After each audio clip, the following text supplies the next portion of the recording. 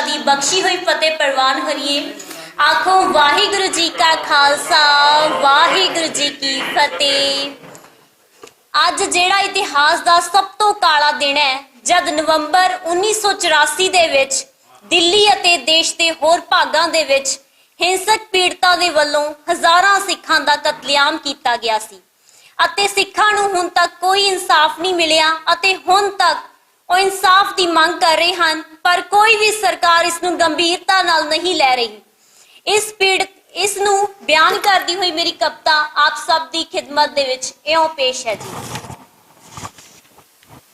सीने अंदर सिसकदियां ने पीड़ा कुल जहान दियां, सीने अंदर सिसकदियां ने पीड़ा कुल जहान दियां, की करिए दस आपा मित्रा गल्लां फोकी शान दियां, की करिए दस आपा मित्रा गल्लां फोकी शान दियां।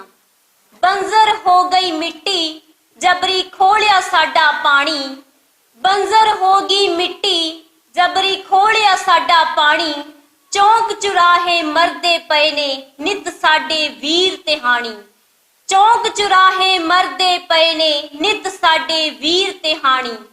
लिख नहीं होनियां वहियां 84 दे नुकसान दियां, की करिए दस आपा मित्रा गल्लां फोकी शान दियां। ऊड़े ते जूड़े ना होरे की वर्त गए ने पानी, ऊड़े ते जूड़े ना होरे की वर्त गए ने पाने, गबरू कर दे हमको तुमकी ABC पढ़दे सियाणे, ABC पढ़दे नियाणे। हुण कखों होली हो गई, हुण कखों होली हो गई यारा साडी मात जुबान दियां, की करिए दस आपा मित्रा गल्लां फोकी शान दियां, गल्लां फोकी शान दियां। शब्दां विच बयान करां कि होनी वाले किस्से, शब्दां विच बयान करां कि होनी वाले किस्से, खोरे की दर्द लिखे ने साडी रूह दे किस्से, खोरे की दर्द लिखे ने साडी रूह दे हिस्से। कलमा फिल्मा पूरा सच नहीं कदे बयान दियां, की करिए दस आपा मित्रा गल्लां फोकी शान दियां, गल्लां फोकी शान दियां, गल्लां फोकी शान दियां। धन्नवाद जी। योग साध संगत जी, वाहिगुरु जी का खालसा वाहिगुरु जी की फतेह। बिरथा कदे न होवी जन की अरदास, अरदास कीती है ते नाल उहदे विच देखो उन्हां नूं याद करदे हां जिहड़े कि 84 दे दंगे नहीं नस्लकुशी दे अंदर शहीद हो गए, मारे गए। और भाई साहब ने सिंह साहब ने बड़े बड़े स्कॉलर ने, अक्सर मिलता रहना, हुण क्या खुल के गल कर सकते हो अरदास दे विच। ते मैं सिर्फ थोड़े जे मिनटों वास्ते पहली गल मैं धन्नवाद करदा प्रोफैसर शाम सुखम प्रधान साहब का, तो खास तौर पर डॉक्टर खुशहाल सिंह जी जिन्होंने मैसेज भी दिता सी। तो मैं वो फिर जबानी जो गल हुई तो मैं अपनी कमिटमेंट थोड़ा पोस्टपोन करके तो मैं इत्थे जरूर पहुँचना कि वो मैं थोड़ा जिहा पहलों ही दसना चाहुंदा कि 1984 दे विच मैं पुंछ वे यूनिट कमांड कर रहा सी, प्रीडोमिनेंटली सिख यूनिट तोपखाने की, जिहदे विच 67% सिख, मतलब साड़ियां 3 सब यूनिट अपनियां हुंदियां ने, वो सिखां दियां सन ते एक डोगरा दी सी। ते इह 84 दे विच क्योंकि लाइन ऑफ कंट्रोल तुसीं पढ़दे रहंदे हो, देखते रहंदे, सुनते रहंदे हो टीवी चैनल ते अलग अलग पोस्ट ते साडे तैनात सन पार्टियां, गन पोजीशन साड़ियां तोपां सन, समथिंग नोन एज नो वार नो पीस पोस्चर। उदों कोई लड़ाई नहीं सी लगी, मगर अलग अलग साड़ियां गन्नां जिहड़ियां सन एक एक सैक्टर वास्ते तो लगे रहिंदियां सन, तैयार बर तैयार विद एमुनीशन कि लोड़ पै जाए। तो मैं उत्थे अपने सूबेदार मेजर नाल के जवान कोई उन्होंने ठीक इन्फॉर्मेशन पहुंचे, कोई गलबात ना हो जाए, गड़बड़ ना हो जाए, बिरतांत वाज चुकिया सी। ते मैनू उत्थे हवलदार कहंदा है, सीओ साहब कमांडिंग ऑफिसर, तुसीं खुशवंत सिंह जी का बयान पढ़िया? रेडियो तो रेडियो रखिया सी, उदों किहड़ा टीवी चैनल वगैरह। मोबाइल थोड़े से कहता उन्होंने अपना पुरस्कार वापस करता ते मेरे रिबन मैडल जो लगे हुए सी मैडल उस वे फील्ड एरिया ते फिर वो रिबन होंगे ही ने उन्होंने वाल देख रहा सी मैं भावनावां जज्बातां नूं समझ रहा सी मेरा सूबेदार मेजर सी कि वो फिर इथों तक के एक साड़ी सिख पलटन नाल मैं ना नहीं लाता वैसे तो उसकी चर्चा भी हो चुकी है उथे उन्होंने प्लान बना ली मेरे मुंडिया ने दसिया मैनू ये गल होंगी है कि आ कुछ होने वाला टाइमली इन्फॉर्मेशन मैं यही गल करनी है टाइम की क्योंकि इतने टाइम जड़ा सीगा खुंज गई सरकार क्यों क्योंकि उथे फौज नहीं सी बुला सकते उथे सेंटर ने उथे पलटना ने लागे मेरठ 1 घंटे का रस्ता है उथे मोबिलाइजेशन नहीं कर सकते सीगे एक कोताही सीगी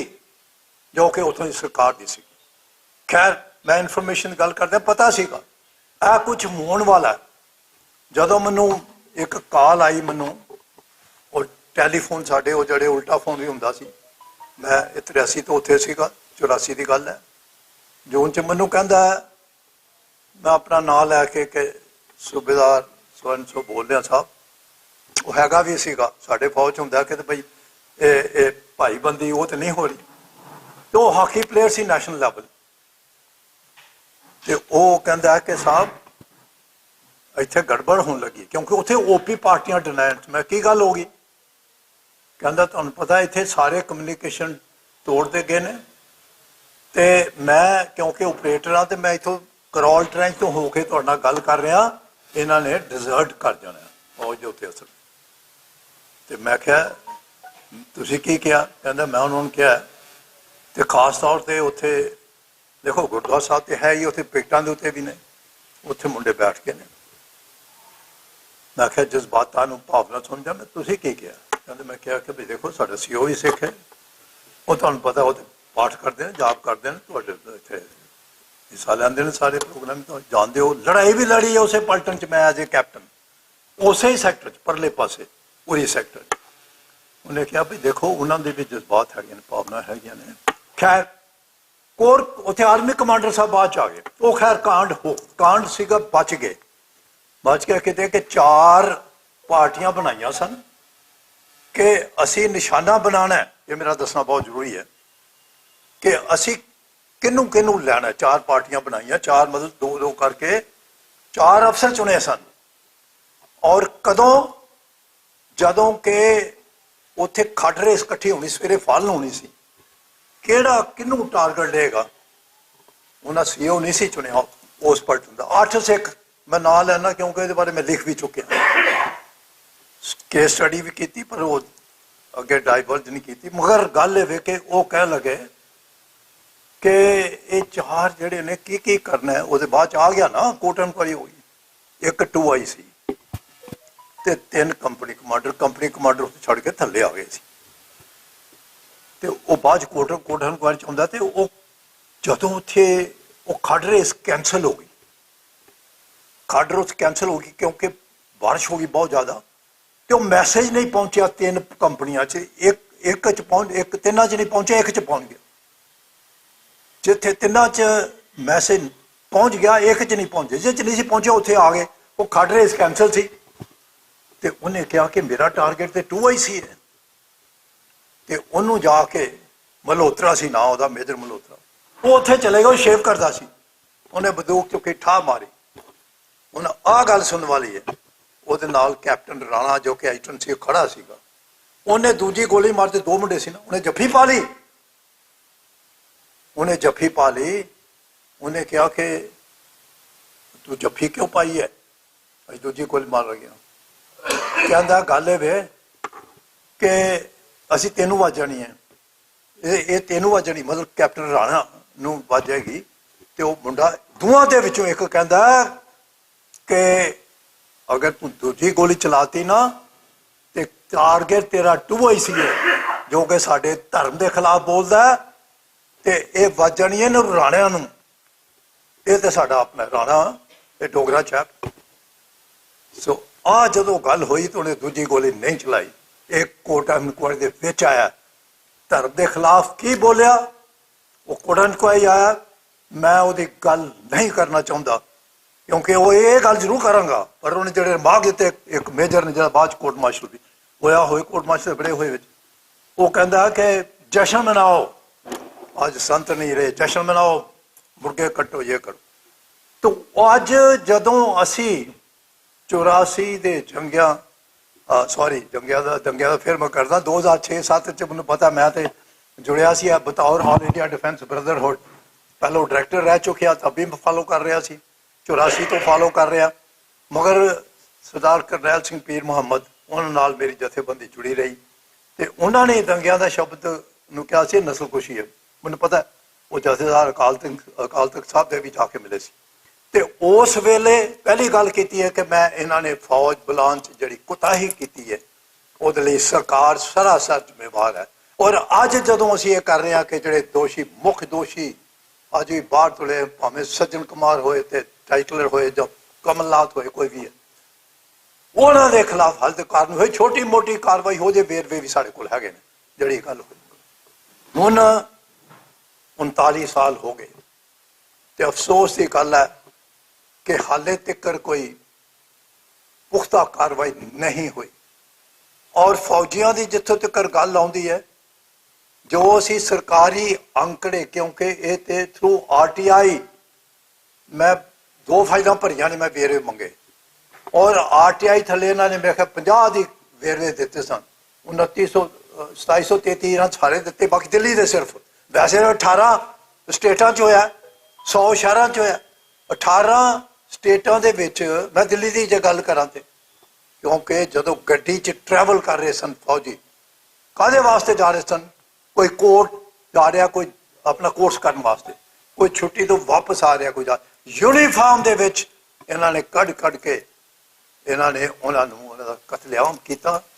ਅਫਸੋਸ ਦੀ ਗੱਲ ਹੈ, ਅਫਸਰ ਬਹੁਤ ਸਾਰੇ ਸੀ ਪਰ ਮੈਂ ਬਾਕੀਆਂ ਦੀ ਗੱਲ 50 ਸੀਗੇ। ਅਸੀਂ ਵੇਰਵੇ ਮੰਗੇ ਥਰੂ RTI, ਕੋਈ ਦਿੱਤਾ ਨਹੀਂ, ਕੁਝ ਉਹਦੇ 'ਚ ਪੂਰੇ ਵੇਰਵੇ ਵੀ ਨਹੀਂ ਦਿੱਤੇ ਇਹਨਾਂ ਨੇ। ਫਿਰ ਮੰਗੇ ਕੀਤੇ ਤੁਸੀਂ, ਉਹਨਾਂ ਨੂੰ ਕੋਈ ਇਜ਼ਤਮਾਨ। ਆਹ ਗੱਲ ਚੱਲੀ ਸੀ ਹੁਣ ਗਰਗ ਸਾਹਿਬ ਅਗਨੀਵੀਰ ਦੀ ਗੱਲ ਕਰੀ, ਇੱਥੇ ਚੱਲੀ ਸੀ ਮਾਨਸਾ ਜ਼ਿਲ੍ਹੇ ਦੇ ਕੇ ਇਹਨੂੰ ਸਨਮਾਨ ਦਿੱਤਾ, ਉਹ ਸਨਮਾਨ ਤੇ ਇਹਨਾਂ ਨੇ ਉੱਥੇ ਨਹੀਂ ਦਿੱਤਾ। ਇੰਨੇ ਸਾਡੇ ਜਵਾਨ ਜਿਨ੍ਹਾਂ ਨੇ ਜੰਗਾਂ ਲੜੀਆਂ, ਸੂਰਬੀਰ ਯੋਧੇ, ਦੇਸ਼ ਦੇ ਰਖਵਾਲੇ, ਉੱਥੇ ਉਹਨਾਂ ਦੀ ਅੰਤਮ ਸੰਸਕਾਰ ਵੇਲੇ ਕੋਈ ਉਹਨਾਂ ਨੂੰ ਮਾਨ ਸਨਮਾਨ ਕੀ ਦੇਣਾ ਸੀ? ਉਹਨਾਂ ਦੇ ਜਿਹੜੇ ਕਿ ਫੁੱਲ ਸਨ ਉਹਨਾਂ ਦੇ ਵਾਸਤੇ ਵੀ ਇਹਨਾਂ ਨੇ ਕੀ ਕੀਤਾ? ਤਾਰੇ ਕਿੰਨੇ, ਕੌਣ ਕਿਸੇ ਨੂੰ ਬੁਲਾਇਆ ਹੈ, ਕਿਸੇ ਨੂੰ ਪਤਾ ਹੀ ਨਹੀਂ। ਤੇ ਇਹ ਕੁਛ ਸਾਡੇ ਨਾਲ ਜਿਹੜਾ ਵਾਪਰਿਆ, ਅੱਜ ਕੱਲ ਕਰਦੇ ਨੇ ਮਾਨ ਸਨਮਾਨ ਦੇਣ ਦੀ, ਔਰ ਇਹਦਾ ਇੰਪੈਕਟ ਫੌਜ 'ਚ ਵੀ ਪੈਣਾ ਸ਼ੁਰੂ ਹੋਇਆ। ਕਿਉਂ? ਜਦੋਂ ਹੁਣ ਦੇਖਿਆ ਸਾਡੇ ਕਮਾਂਡਿੰਗ ਆਫ ਕਰਨਲ ਤੇ commanding officer, lieutenant colonel, commanding officer, colonel ਬਣ ਗਏ, ਹੁਣ ਕਰਨਲ ਵੀ ਨੇ, ਮੈਂ ਵੀ ਲੈਫਟੀਨੈਂਟ ਕਰਨਲ, ਪਹਿਲਾਂ ਕਮਾਂਡਿੰਗ ਆਫਸਰ ਤੇ ਕਰਨਲ ਵੀ। ਤੇ ਉਹਨਾਂ ਦੇ ਤੇ ਉਹਨਾਂ ਦਿਮਾਗ ਤੇ ਕੀ ਅਸਰ ਪਏਗਾ ਜਾਂ ਕੀ ਪੈਂਦਾ? ਤੇ ਸਾਡਾ ਮੁੱਖ ਉਦੇਸ਼ ਇਹੋ ਹੀ ਹੈ ਅੱਜ ਜਿਹੜੇ ਅਸੀਂ ਇਕੱਠੇ ਹੋਏ ਹਾਂ, ਉਹ ਕਿ ਭਾਈ ਨੌਜਵਾਨ ਵਰਗ ਨੂੰ ਬੈਠੇ ਨੇ, ਬੀਬੀਆਂ ਲੜਕੀਆਂ ਵੀ ਬੈਠੀਆਂ ਨੇ, ਆਗੇ ਪਤਾ ਚੱਲੇ ਕਿ ਸਾਡੇ ਨਾਲ ਜੋ ਬੇਇਨਸਾਫੀ ਧੱਕਾ ਹੋਇਆ ਹੈ ਔਰ ਉਹ ਹਾਲੇ ਤੱਕ ਨਹੀਂ ਹੋ ਰਿਹਾ, ਤਾਂ ਕਿ ਕੈਰੀ ਫਾਰਵਰਡ ਕਰੇ, ਕੋਈ ਆਪਣੇ ਸੰਯੁਕਤ ਰੂਪ 'ਚ ਕੋਈ ਕਾਰਵਾਈ ਵੀ ਹੋਵੇ। ਔਰ ਇੱਥੇ ਨਾਲ ਹੀ ਮੈਂ ਇੱਕ ਬੇਨਤੀ ਕਰ ਦੇਣਾ ਚਾਹੁੰਦਾ, ਮੈਂ ਗੱਲ ਕਰ ਰਿਹਾ ਸੀ ਡਾਕਟਰ ਗੁਸ਼ਾਲ ਸਿੰਘ ਜੀ ਨਾਲ ਕਿ ਭਾਈ ਆਡੀਅנס ਵੀ ਹੋਣੀ ਚਾਹੀਦੀ ਹੈ, ਬਲਕਿ ਮੈਂ ਤੇ ਇੱਥੋਂ ਤੱਕ ਕਹਾਂਗਾ ਕਿ ਜਿਨ੍ਹਾਂ ਨੇ ਸੰਤਾਪ ਭੋਗਿਆ, ਆ ਤੁਹਾਡੇ ਲਾਗੇ ਨੇ, ਮੇਰੇ ਨਾਲ ਜੁੜੇ ਨੇ, ਆਪਾਂ ਜੁੜੇ ਹਾਂ, ਜਥੇਦਾਰ ਕਹਿੰਦਾ ਅਮਰਿੰਦਰ ਸਿੰਘ, ਜਿਹਨੇ ਜੇਲ੍ਹ ਦੇ ਵਿੱਚ ਡਬਲ MA ਕੀਤੀ, ਅੰਗਰੇਜ਼ੀ ਦੀ ਵੀ MA ਕੀਤੀ, ਤੇ ਇਹੋ ਜਿਹਿਆਂ ਨੂੰ ਇੱਥੇ ਬੁਲਾਉਣਾ ਚਾਹੀਦਾ। ਸਾਥ ਦੇਣ ਕਰਨੈਲ ਸਿੰਘ ਪੀਰ ਮੁਹੰਮਦ ਜਿਹਨੇ ਬਹੁਤ ਵੱਡਾ ਕੰਮ ਕੀਤਾ, ਮੈਂ ਨਾਲ ਜੁੜਿਆ, ਉਹਨਾਂ ਦੇ ਨਾਲ ਜੁੜਿਆ, ਅੱਜ ਵੀ ਜੁੜੇ ਹਾਂ, ਕਿਉਂਕਿ ਇਹਨਾਂ ਕੰਮਾਂ ਕਾਰ ਵਾਸਤੇ ਤੇ ਆਡੀਅנס ਵੀ ਹੋਏ। ਤੇ ਮੈਂ ਇੱਕ ਬੇਨਤੀ ਵੀ ਕਰਦਾ, ਜ਼ਿਆਦਾ ਟਾਈਮ ਨਾ ਲੈਂਦੇ ਹੋਇਆ, ਮੈਂ ਬੇਨਤੀ ਵੀ ਕਰਦਾ ਕਿ ਇਹ ਸਾਰੀਆਂ ਜਿੰਨੇ ਵੀ ਇਕੱਠ ਇਸ ਕਿਸਮ ਦੇ ਅਸੀਂ ਵਿਚਾਰ ਗੋਸ਼ਟੀਆਂ ਕਰਦੇ ਹਾਂ, ਬੜੇ ਸਕਾਲਰ ਬੈਠੇ ਨੇ, ਤੇ ਉਹ ਚਾਹੀਦਾ ਹੈ ਕਿ ਜਿੱਦਾਂ ਪੰਚਾਇਤ ਲੈਵਲ ਤੋਂ ਮਤਾ ਪਾਸ ਹੁੰਦਾ, ਉਹ ਇੱਕ ਮਤਾ ਪਾਸ ਹੋਏ। ਅਫਸੋਸ ਦੀ ਗੱਲ ਹੈ ਕਿ ਇਸ ਵੇਲੇ ਇਸੇ ਮਹੀਨੇ ਦੇ ਵਿੱਚ ਜਦੋਂ ਕਿ ਅਸੀਂ ਇਕੱਠੇ ਹੋਏ ਹਾਂ ਤੇ ਸਾਕਾ ਨੀਲਾ ਤਾਰਾ ਦੀ ਵਿਚਾਰ ਗੋਸ਼ਟੀਆਂ ਕਰਨ ਵਾਸਤੇ, ਉੱਥੇ ਰਾਜਸਥਾਨ 'ਚ ਕੀ ਵਾਪਰਿਆ? ਤੁਸੀਂ ਆਹ ਗੱਲ ਕਰ ਦਿੱਤੀ, ਉੱਥੇ ਸਿਆਸਤਦਾਨਾਂ ਨੇ ਤਾਂ ਖੋਟ ਪਾਇਆ ਕਿ ਗੁਰਦੁਆਰਿਆਂ ਨੂੰ ਖਤਮ ਕਰ ਦਿਓ, ਇਹਨਾਂ ਬੁਲਡੋਜ਼ਰ ਚਲਾ ਦਿਓ। ਇਹ ਇਹਨਾਂ ਦੇ ਦਿਮਾਗ 'ਚ ਬਾਅਦ 'ਚ ਮਾਫੀ ਮੰਗ ਲੈਣਾ ਕੀ ਦਾ ਮਤਲਬ ਕੀ ਹੋਇਆ, ਜਦੋਂ ਕਿ ਉੱਥੇ ਇੰਨੀ ਇੱਕ ਮੁੱਖ ਮੰਤਰੀ ਬੈਠਾ यूपी ਦਾ, ਉੱਥੇ ਬਾਕੀ ਨੇਤਾ ਬੈਠੇ ਨੇ, ਔਰ ਤੁਸੀਂ ਆਹ ਗੱਲ ਕਰਦੇ ਹੋ। ਉਹ ਜਦੋਂ ਉਹ ਮਾਫੀ ਮੰਗਦਾ ਤਾਂ ਕਹਿੰਦਾ ਮੈਂ ਤੇ ਕਹਿਣਾ ਸੀ ਮਸਜਿਦ ਮੰਦ। ਦੇਖ ਲਓ, ਹੋਰ ਦੇਖ ਲਓ, ਇਹਦਾ ਮਤਲਬ ਮਾਨਸਿਕਤਾ ਜਿਹੜੀ ਇਹਨਾਂ ਦੇ ਅੰਦਰ ਹੈ ਉਹ ਕੂੜ ਹੈ ਇਹਨਾਂ ਦੇ ਅੰਦਰ ਭਰਿਆ ਹੋਇਆ। ਤੇ ਇਹ ਕਹਿ ਉਹਨਾਂ ਨੇ, ਮੈਂ ਅੱਜ ਤੁਸੀਂ ਮੇਰਾ ਖਿਆਲ ਭਾਈ ਪਿੰਦਰਪਾਲ ਸਿੰਘ ਸਾਹਿਬ ਦੀ ਕਥਾ ਸੁਣੀ ਹੋਈ ਹੈ, ਉਹ ਜਿਹੜਾ ਕਿ ਹੁਕਮਨਾਮੇ ਤੋਂ ਵਿਚਾਰ ਗੁਰੂ ਗ੍ਰੰਥ ਜਾਂਦੇ ਨਹੀਂ। ਗੁਰਦੁਆਰਾ ਸਾਹਿਬ ਤੇ ਸਿਰਫ ਇੰਨੀ ਗੱਲ ਕੀਤੀ ਸੀ, ਉਹ ਮੈਂ ਕੋਈ ਆਪਣੇ ਵੱਲੋਂ ਹੀ ਕਹਦਾ, ਜੇ ਆਪਣੇ ਵੱਲੋਂ ਮੈਂ ਤੇ ਉਹਨਾਂ ਦੇ ਦੇਖੋ ਉਪਾਸ਼ਕ ਹਾਂ। 2 ਸਾਲ ਪਹਿਲਾਂ ਮੇਰੇ ਨਾਲ ਕਈ ਵਿਸ਼ਿਆਂ ਤੇ ਗੱਲਬਾਤ ਹੀ ਹੋਈ ਸੀ। ਉਹਨਾਂ ਨੇ ਕਿਹਾ ਕਿ ਇਹ ਗੱਲਾਂ ਕਰਦੇ ਨੇ ਗੁਰਦੁਆਰਾ ਸਾਹਿਬ ਤੇ ਬਲਡੋਜ਼ਰ ਚਲਾ ਦਿਓ, ਕਹਿੰਦੇ ਮੈਂ ਸਿਆਸਤ ਦੀ ਗੱਲ ਨਹੀਂ ਕਰਦੇ, ਆਮ ਤੌਰ ਤੇ ਤੁਸੀਂ ਸੁਣਦੇ ਹੋ। ਕਹਿੰਦੇ ਜੇ ਮੰਦਿਰ ਦੇ ਵਿੱਚ ਦੀਵਾ ਚੱਲ ਰਿਹਾ ਤੇ ਗੁਰਦੁਆਰਿਆਂ ਸਾਹਿਬ ਆਹ ਗੱਲ ਕਰਤੀ ਉਹਨਾਂ ਨੇ। ਇਸ ਵਾਸਤੇ ਇਹਨਾਂ ਦਿਨਾਂ ਦੇ ਵਿੱਚ ਇਸ ਕਿਸਮ ਦੀ ਘਟਨਾ ਵਾਪਰਨਾ ਉੱਥੇ ਤੇ ਮੈਂ ਸਮਝਦਾ ਬਹੁਤ ਮੰਦਭਾਗੀ ਹੈ। ਉਹਦੀ ਜਿੰਨੀ ਨਿੰਦਾ ਕੀਤੀ ਜਾਏ ਉਹਨਾਂ ਠੀਕ ਹੋਏਗਾ। ਇਸ ਵਾਸਤੇ ਮੈਂ ਬੇਨਤੀ ਕਰਦਾ ਇਸ ਫੋਰਮ ਨੂੰ ਇੱਕ ਕਿਸਮ ਦਾ ਅਖੀਰ ਤੇ ਮਤਾ ਪਾਸ ਕਰਕੇ ਤਾਂ ਕਿ ਸੰਦੇਸ਼ ਹੁਕਮਰਾਨਾਂ के पास जाए, बाकियों के दुनिया पहुंचे और थले मीडिया के जरिए सारी जगह पहुंचे। Thank you very much doctor Usha ji. Waheguru का खालसा वाहिगुरू की फतेह।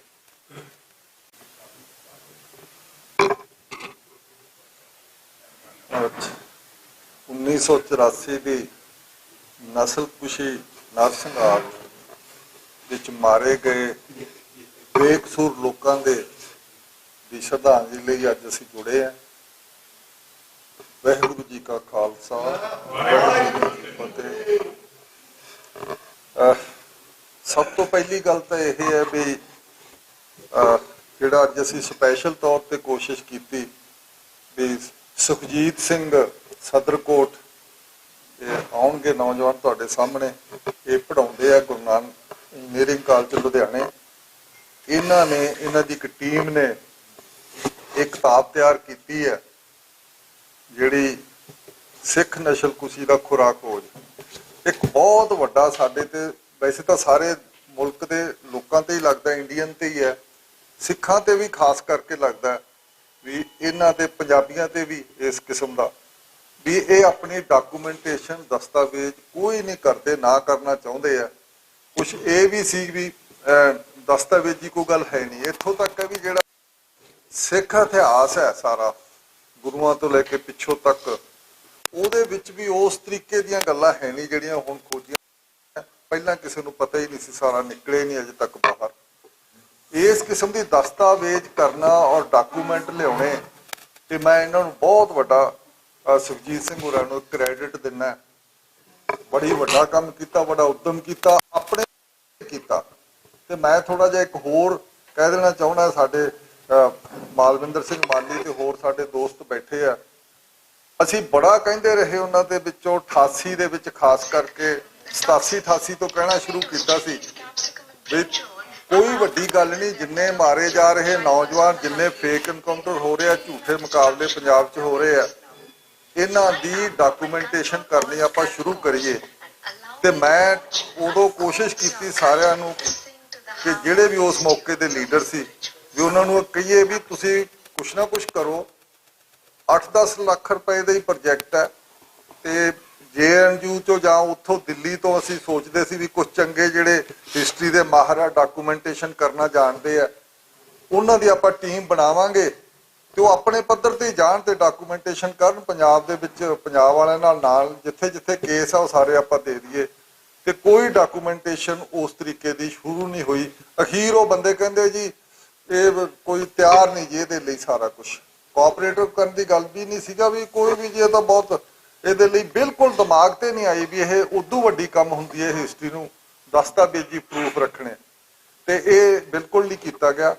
ਉੱਥੇ ਇੱਕ ਠੀਕ ਹੈ ਇੱਕ ਸੰਸਥਾ ਹੈ ਬਾਹਰ ਅਮਰੀਕਾ 'ਚ, ਉਹਨੇ ਆਪਣੇ ਪੱਧਰ ਤੇ ਇਨਸਾਫ ਨੇ ਕੀਤਾ, ਕਾਫੀ ਡਾਕੂਮੈਂਟੇਸ਼ਨ ਕੀਤੀ ਹੈ ਉਹਨੇ, ਤੇ ਉਹਨਾਂ ਦੀ ਤਿਆਰ ਵੀ ਹੋ ਗਈ ਆ ਸਾਰੀ। ਤੇ ਉਹਨਾਂ ਨੇ ਆਪਣੀ ਟੀਮ ਭੇਜਦੇ ਸੀ, ਸਾਰੀ ਗੁਪਤ ਲੈਵਲ ਤੇ ਭੇਜੀ ਆ।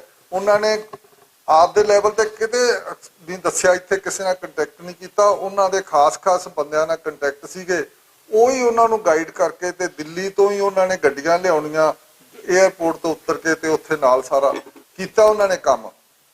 ਪਰ ਜਿੰਨਾ ਕੰਮ ਹੋਣਾ ਚਾਹੀਦਾ ਸੀ, ਰਿਸੋਰਸਸ ਸੀ, ਬੰਦਾ ਕੋਲੇ ਪੈਸੇ ਸੀ, ਸਾਰੇ ਨਹੀਂ ਹੋਇਆ। ਬਾਕੀ ਇਹਨਾਂ ਨੇ ਬਹੁਤ ਵਧੀਆ ਕੰਮ ਕੀਤਾ, ਸੁਖਜੀਤ ਸਿੰਘ ਹੋਰਾਂ ਨੇ। ਇਹਨਾਂ ਦੇ ਵਿੱਚ ਸਿਰਫ 140 ਪੇਜ ਦੇ ਵਿੱਚ ਇੱਕ ਡੇਢ ਪੇਜ ਦੀ ਲਿਖਤ ਲਿਖੀ ਹੈ ਵੀ ਕੋਇੰਬਟੂਰ ਚ ਕੀ ਹੋਇਆ, ਫਲਾਣੇ ਸ਼ਹਿਰ ਚ ਕੀ ਹੋਇਆ, ਤੇ ਇਹ ਸਾਰੇ ਸ਼ਹਿਰਾਂ ਦੇ ਨਾਂ ਲਿਖ ਕੇ ਇੱਕ ਡੇਢ ਪੇਜ ਦੀ ਰਿਪੋਰਟ ਹੈ। ਬਾਕੀ ਸਾਰੇ ਦਸਤਾਵੇਜ਼ ਹੈ, ਇਹ ਖੁਦ ਹੀ ਦੱਸਣਗੇ ਆ ਸਾਰੇ ਉੱਥੋਂ ਦੇ FIR ਥਾਣਿਆਂ ਦੇ, ਹੋਰ ਸਾਰੇ ਮਤਲਬ ਕਿ ਐਡੇ ਵੱਡੇ ਪ੍ਰੂਫ ਹੈ ਜਿਹੜੇ ਕੱਲ ਨੂੰ ਹਿਸਟਰੀ ਨੂੰ ਝੁਠਿਆ ਨਹੀਂ ਸਕਦੇ ਕੋਈ। ਇਹਨੂੰ ਕੋਸ਼ਿਸ਼ ਕਰਨੀ ਚਾਹੀਦੀ ਹੈ ਵੀ ਇਹਨੂੰ ਅੰਗਰੇਜ਼ੀ 'ਚ ਵੀ ਕੀਤਾ ਜਾਵੇ, ਸਾਰੇ ਕਾਸੇ ਨੂੰ ਅੰਗਰੇਜ਼ੀ 'ਚ ਇਹ ਸਾਰਾ ਇਸ ਕਿਸਮ ਦਾ ਕੀਤਾ ਜਾਵੇ ਤਾਂ ਸਭ ਤੋਂ ਵਧੀਆ ਗੱਲ ਹੈ। ਇਸੇ ਕਰਕੇ ਅਸੀਂ ਇਹਨਾਂ ਨੂੰ ਐਤਕੀ ਬੇਨਤੀ ਕੀਤੀ ਸੀ ਵੀ ਤੁਸੀਂ ਖੁਦ ਆ ਕੇ ਸਾਰਾ ਕਿਤਾਬ ਬਾਰੇ ਵੀ ਦੱਸਿਓ, ਆਪਣੀ ਮਿਹਨਤ ਬਾਰੇ ਵੀ ਦੱਸਿਓ, ਕਿਸ ਤਰੀਕੇ ਨਾਲ ਤੁਸੀਂ ਇਕੱਠੇ ਕੀਤੇ, ਆਪਣੀ ਮੈਥਡੋਲੋਜੀ ਵੀ ਦੱਸਿਓ ਤਾਂ ਕਿ ਕੱਲ ਨੂੰ ਕਿਸੇ ਨੂੰ ਇਹ ਵੀ ਸ਼ੱਕ ਨਾ ਹੋਵੇ ਵੀ ਇਹਨਾਂ ਨੇ ਮੈਥਡ ਕੀ ਵਰਤਿਆ, ਘਰੇ ਬੈਠ ਕੇ ਤਾਂ ਨਹੀਂ ਕਰ ਲਿਆ। ਤੇ ਇਸ ਕਰਕੇ ਜਿਵੇਂ ਇਹ ਸਾਰਾ ਕੁਝ ਇਹਨਾਂ ਨੇ ਜਿਹੜਾ ਕੀਤਾ ਉਹ ਖੁਦ ਦੱਸਣਗੇ। ਹੁਣ ਛੋਟੀ ਜੀ ਗੱਲ ਮੈਂ ਕਰਨਾ ਚਾਹੁੰਦਾ ਆਪਣੇ ਲੈਵਲ ਤੇ, ਉਹ ਇਹ ਹੈ ਵੀ ਸਾਨੂੰ ਜਦੋਂ ਅਸੀਂ ਕੋਈ ਉਹਦੇ ਤੇ ਬਹੁਤੇ ਉਸ ਨੂੰ ਡਿਫਰੈਂਟ ਤਰੀਕੇ ਨਾਲ ਨਹੀਂ ਕਹਿੰਦੇ ਵੀ ਇੰਦਰਾ ਗਾਂਧੀ ਨੇ ਆ ਕਰਤਾ, ਫਲਾਣੇ ਨੇ ਆ ਕਰਤਾ, ਜਿਹੜੇ ਅਸੀਂ ਪਰਸਨਲੀ ਹੁਣ ਤੱਕ ਕਰਦੇ ਰਹੇ ਹਾਂ ਬਹੁਤ ਸਾਲਾਂ 'ਚ। ਹੁਣ ਅਸੀਂ ਥੋੜਾ ਜਿਹਾ ਡਿਫਰੈਂਟਲੀ ਵੱਖਰੇ ਤਰੀਕੇ ਨਾਲ ਦੇਖੀਏ ਵੀ ਇਹ ਹੋਏ ਕਿਉਂ, ਕੀ ਗੱਲ ਪਈ ਸੀ, ਸਾਰੀ ਲੋੜ ਕੀ ਪਈ ਸੀ ਕਰਨ ਦੀ। ਤੁਹਾਨੂੰ ਪਤਾ ਹੋਵੇ, ਸਾਰੇ ਆਪਾਂ ਬੜੇ ਸਿਆਣੇ ਸੂਝਵਾਨ ਬੰਦੇ ਬੈਠੇ, ਆਪਾਂ ਵਿਦਵਾਨ ਬੈਠੇ ਆ, ਸਭ ਨੂੰ ਪਤਾ ਵੀ ਕੋਈ ਵੀ ਪੋਲੀਟੀਸ਼ੀਅਨ, ਕੋਈ ਵੀ ਹਾਕਮ ਮੌਕੇ, ਕੋਈ ਵੀ ਕਿਸੇ ਕਿਸਮ ਦਾ ਕੋਈ ਰਾਜ ਕਰਨ ਵਾਲਾ ਬੰਦਾ ਐਵੇਂ ਕਿਸੇ ਨੂੰ ਨਹੀਂ ਮਾਰਦਾ। ਉਹਨੂੰ ਕੋਈ ਸਮੱਸਿਆ ਨਹੀਂ ਹੈ ਵੀ ਐਵੇਂ ਕਿਸੇ ਨੂੰ ਮਾਰਿਆ ਜਾਵੇ। ਜੇ ਕੋਈ ਬੰਦਾ ਅਧੀਨਗੀ ਮੰਨ ਲੈਂਦਾ ਤਾਂ ਰਹੇ, ਹੁਣ ਤੱਕ ਰਿਹਾ ਸਾਰਾ ਕੁਝ ਹਿਸਟਰੀ 'ਚ ਹੁੰਦਾ ਆ ਵੀ ਲੋਕ ਇੱਥੇ ਪੰਜਾਬ ਵਿੱਚ ਦੀ ਕਿੰਨੇ ਹਮਲਾਵਰ ਲੰਘੇ ਆ, ਤੇ ਹਲ ਵਾਹੁਣ ਵਾਲੇ ਹਲ ਵਾਹੀ ਜਾਂਦੇ ਸੀ, ਖੇਤੀ ਕਰਨ ਵਾਲੇ ਖੇਤੀ ਕਰੀ ਜਾਂਦੇ ਸੀ, ਘਰਾਂ 'ਚ ਕੰਮ ਕਰੀ ਜਾਂਦੇ ਸੀ, ਉਹ ਲੰਘ ਜਾਂਦੇ ਹੁੰਦੇ ਸੀ। ਤੇ ਸਾਰੇ ਅੱਗੇ ਦਿੱਲੀ 'ਚ ਠੀਕ ਹੈ, ਜਿੱਥੇ ਪੈਸਾ ਸੀ ਲੁੱਟਣਾ ਸੀ ਉਹ ਥਾਂ ਲੁੱਟਦੇ ਸੀਗੇ। ਤੇ ਇਹ ਸਾਰਾ ਕੁਝ ਹੁੰਦਾ ਰਿਹਾ, ਕਿਸੇ ਨੂੰ ਕੋਈ ਕੁਝ ਨਹੀਂ ਸੀ ਕਹਿੰਦਾ ਜਿਹੜਾ ਰਜਿਸਟਰ ਨਾ ਕਰੇ, ਜਿਹੜਾ ਅੱਗੋਂ ਰੋਕੇ ਨਾ, ਤੇ ਜਿਹਦਾ ਅਧੀਨਗੀ ਮੰਨ ਲੈ ਠੀਕ ਹੁੰਦਾ। ਪਰ ਇੱਥੇ ਕੀ ਲੋੜ ਪਈ ਉਹਨੂੰ, ਇੰਦਰਾ ਗਾਂਧੀ ਨੂੰ ਜਾਂ ਉਸ ਮੌਕੇ ਦੀ ਸਰਕਾਰ ਨੂੰ, ਵੀ ਇਹ ਸਾਰਾ ਕੁਝ ਕੀਤਾ ਜਾਵੇ। ਇਹ ਸਾਰਾ ਇਹਦੀ ਹਿਸਟਰੀ ਤਾਂ ਬਹੁਤੀ ਲੰਬੇ ਨਹੀਂ ਜਾਂਦੇ, ਆਪਾਂ ਬਹੁਤ ਪਿੱਛੇ ਤੱਕ ਹੈ। ਪਰ ਨੁਕਤੇ ਮਾਤਰ ਗੱਲ ਇਹ ਹੈ ਵੀ ਸਾਡਾ ਜਿਹੜਾ ਰਣਜੀਤ ਸਿੰਘ ਦੇ ਰਾਜ ਦੇ ਪਿੱਛੋਂ ਕਾਫੀ ਸਾਡੇ ਫਿਰਕਿਆਂ ਦੇ ਵਿੱਚ ਸਮਾਜ ਵੰਡਿਆ ਗਿਆ।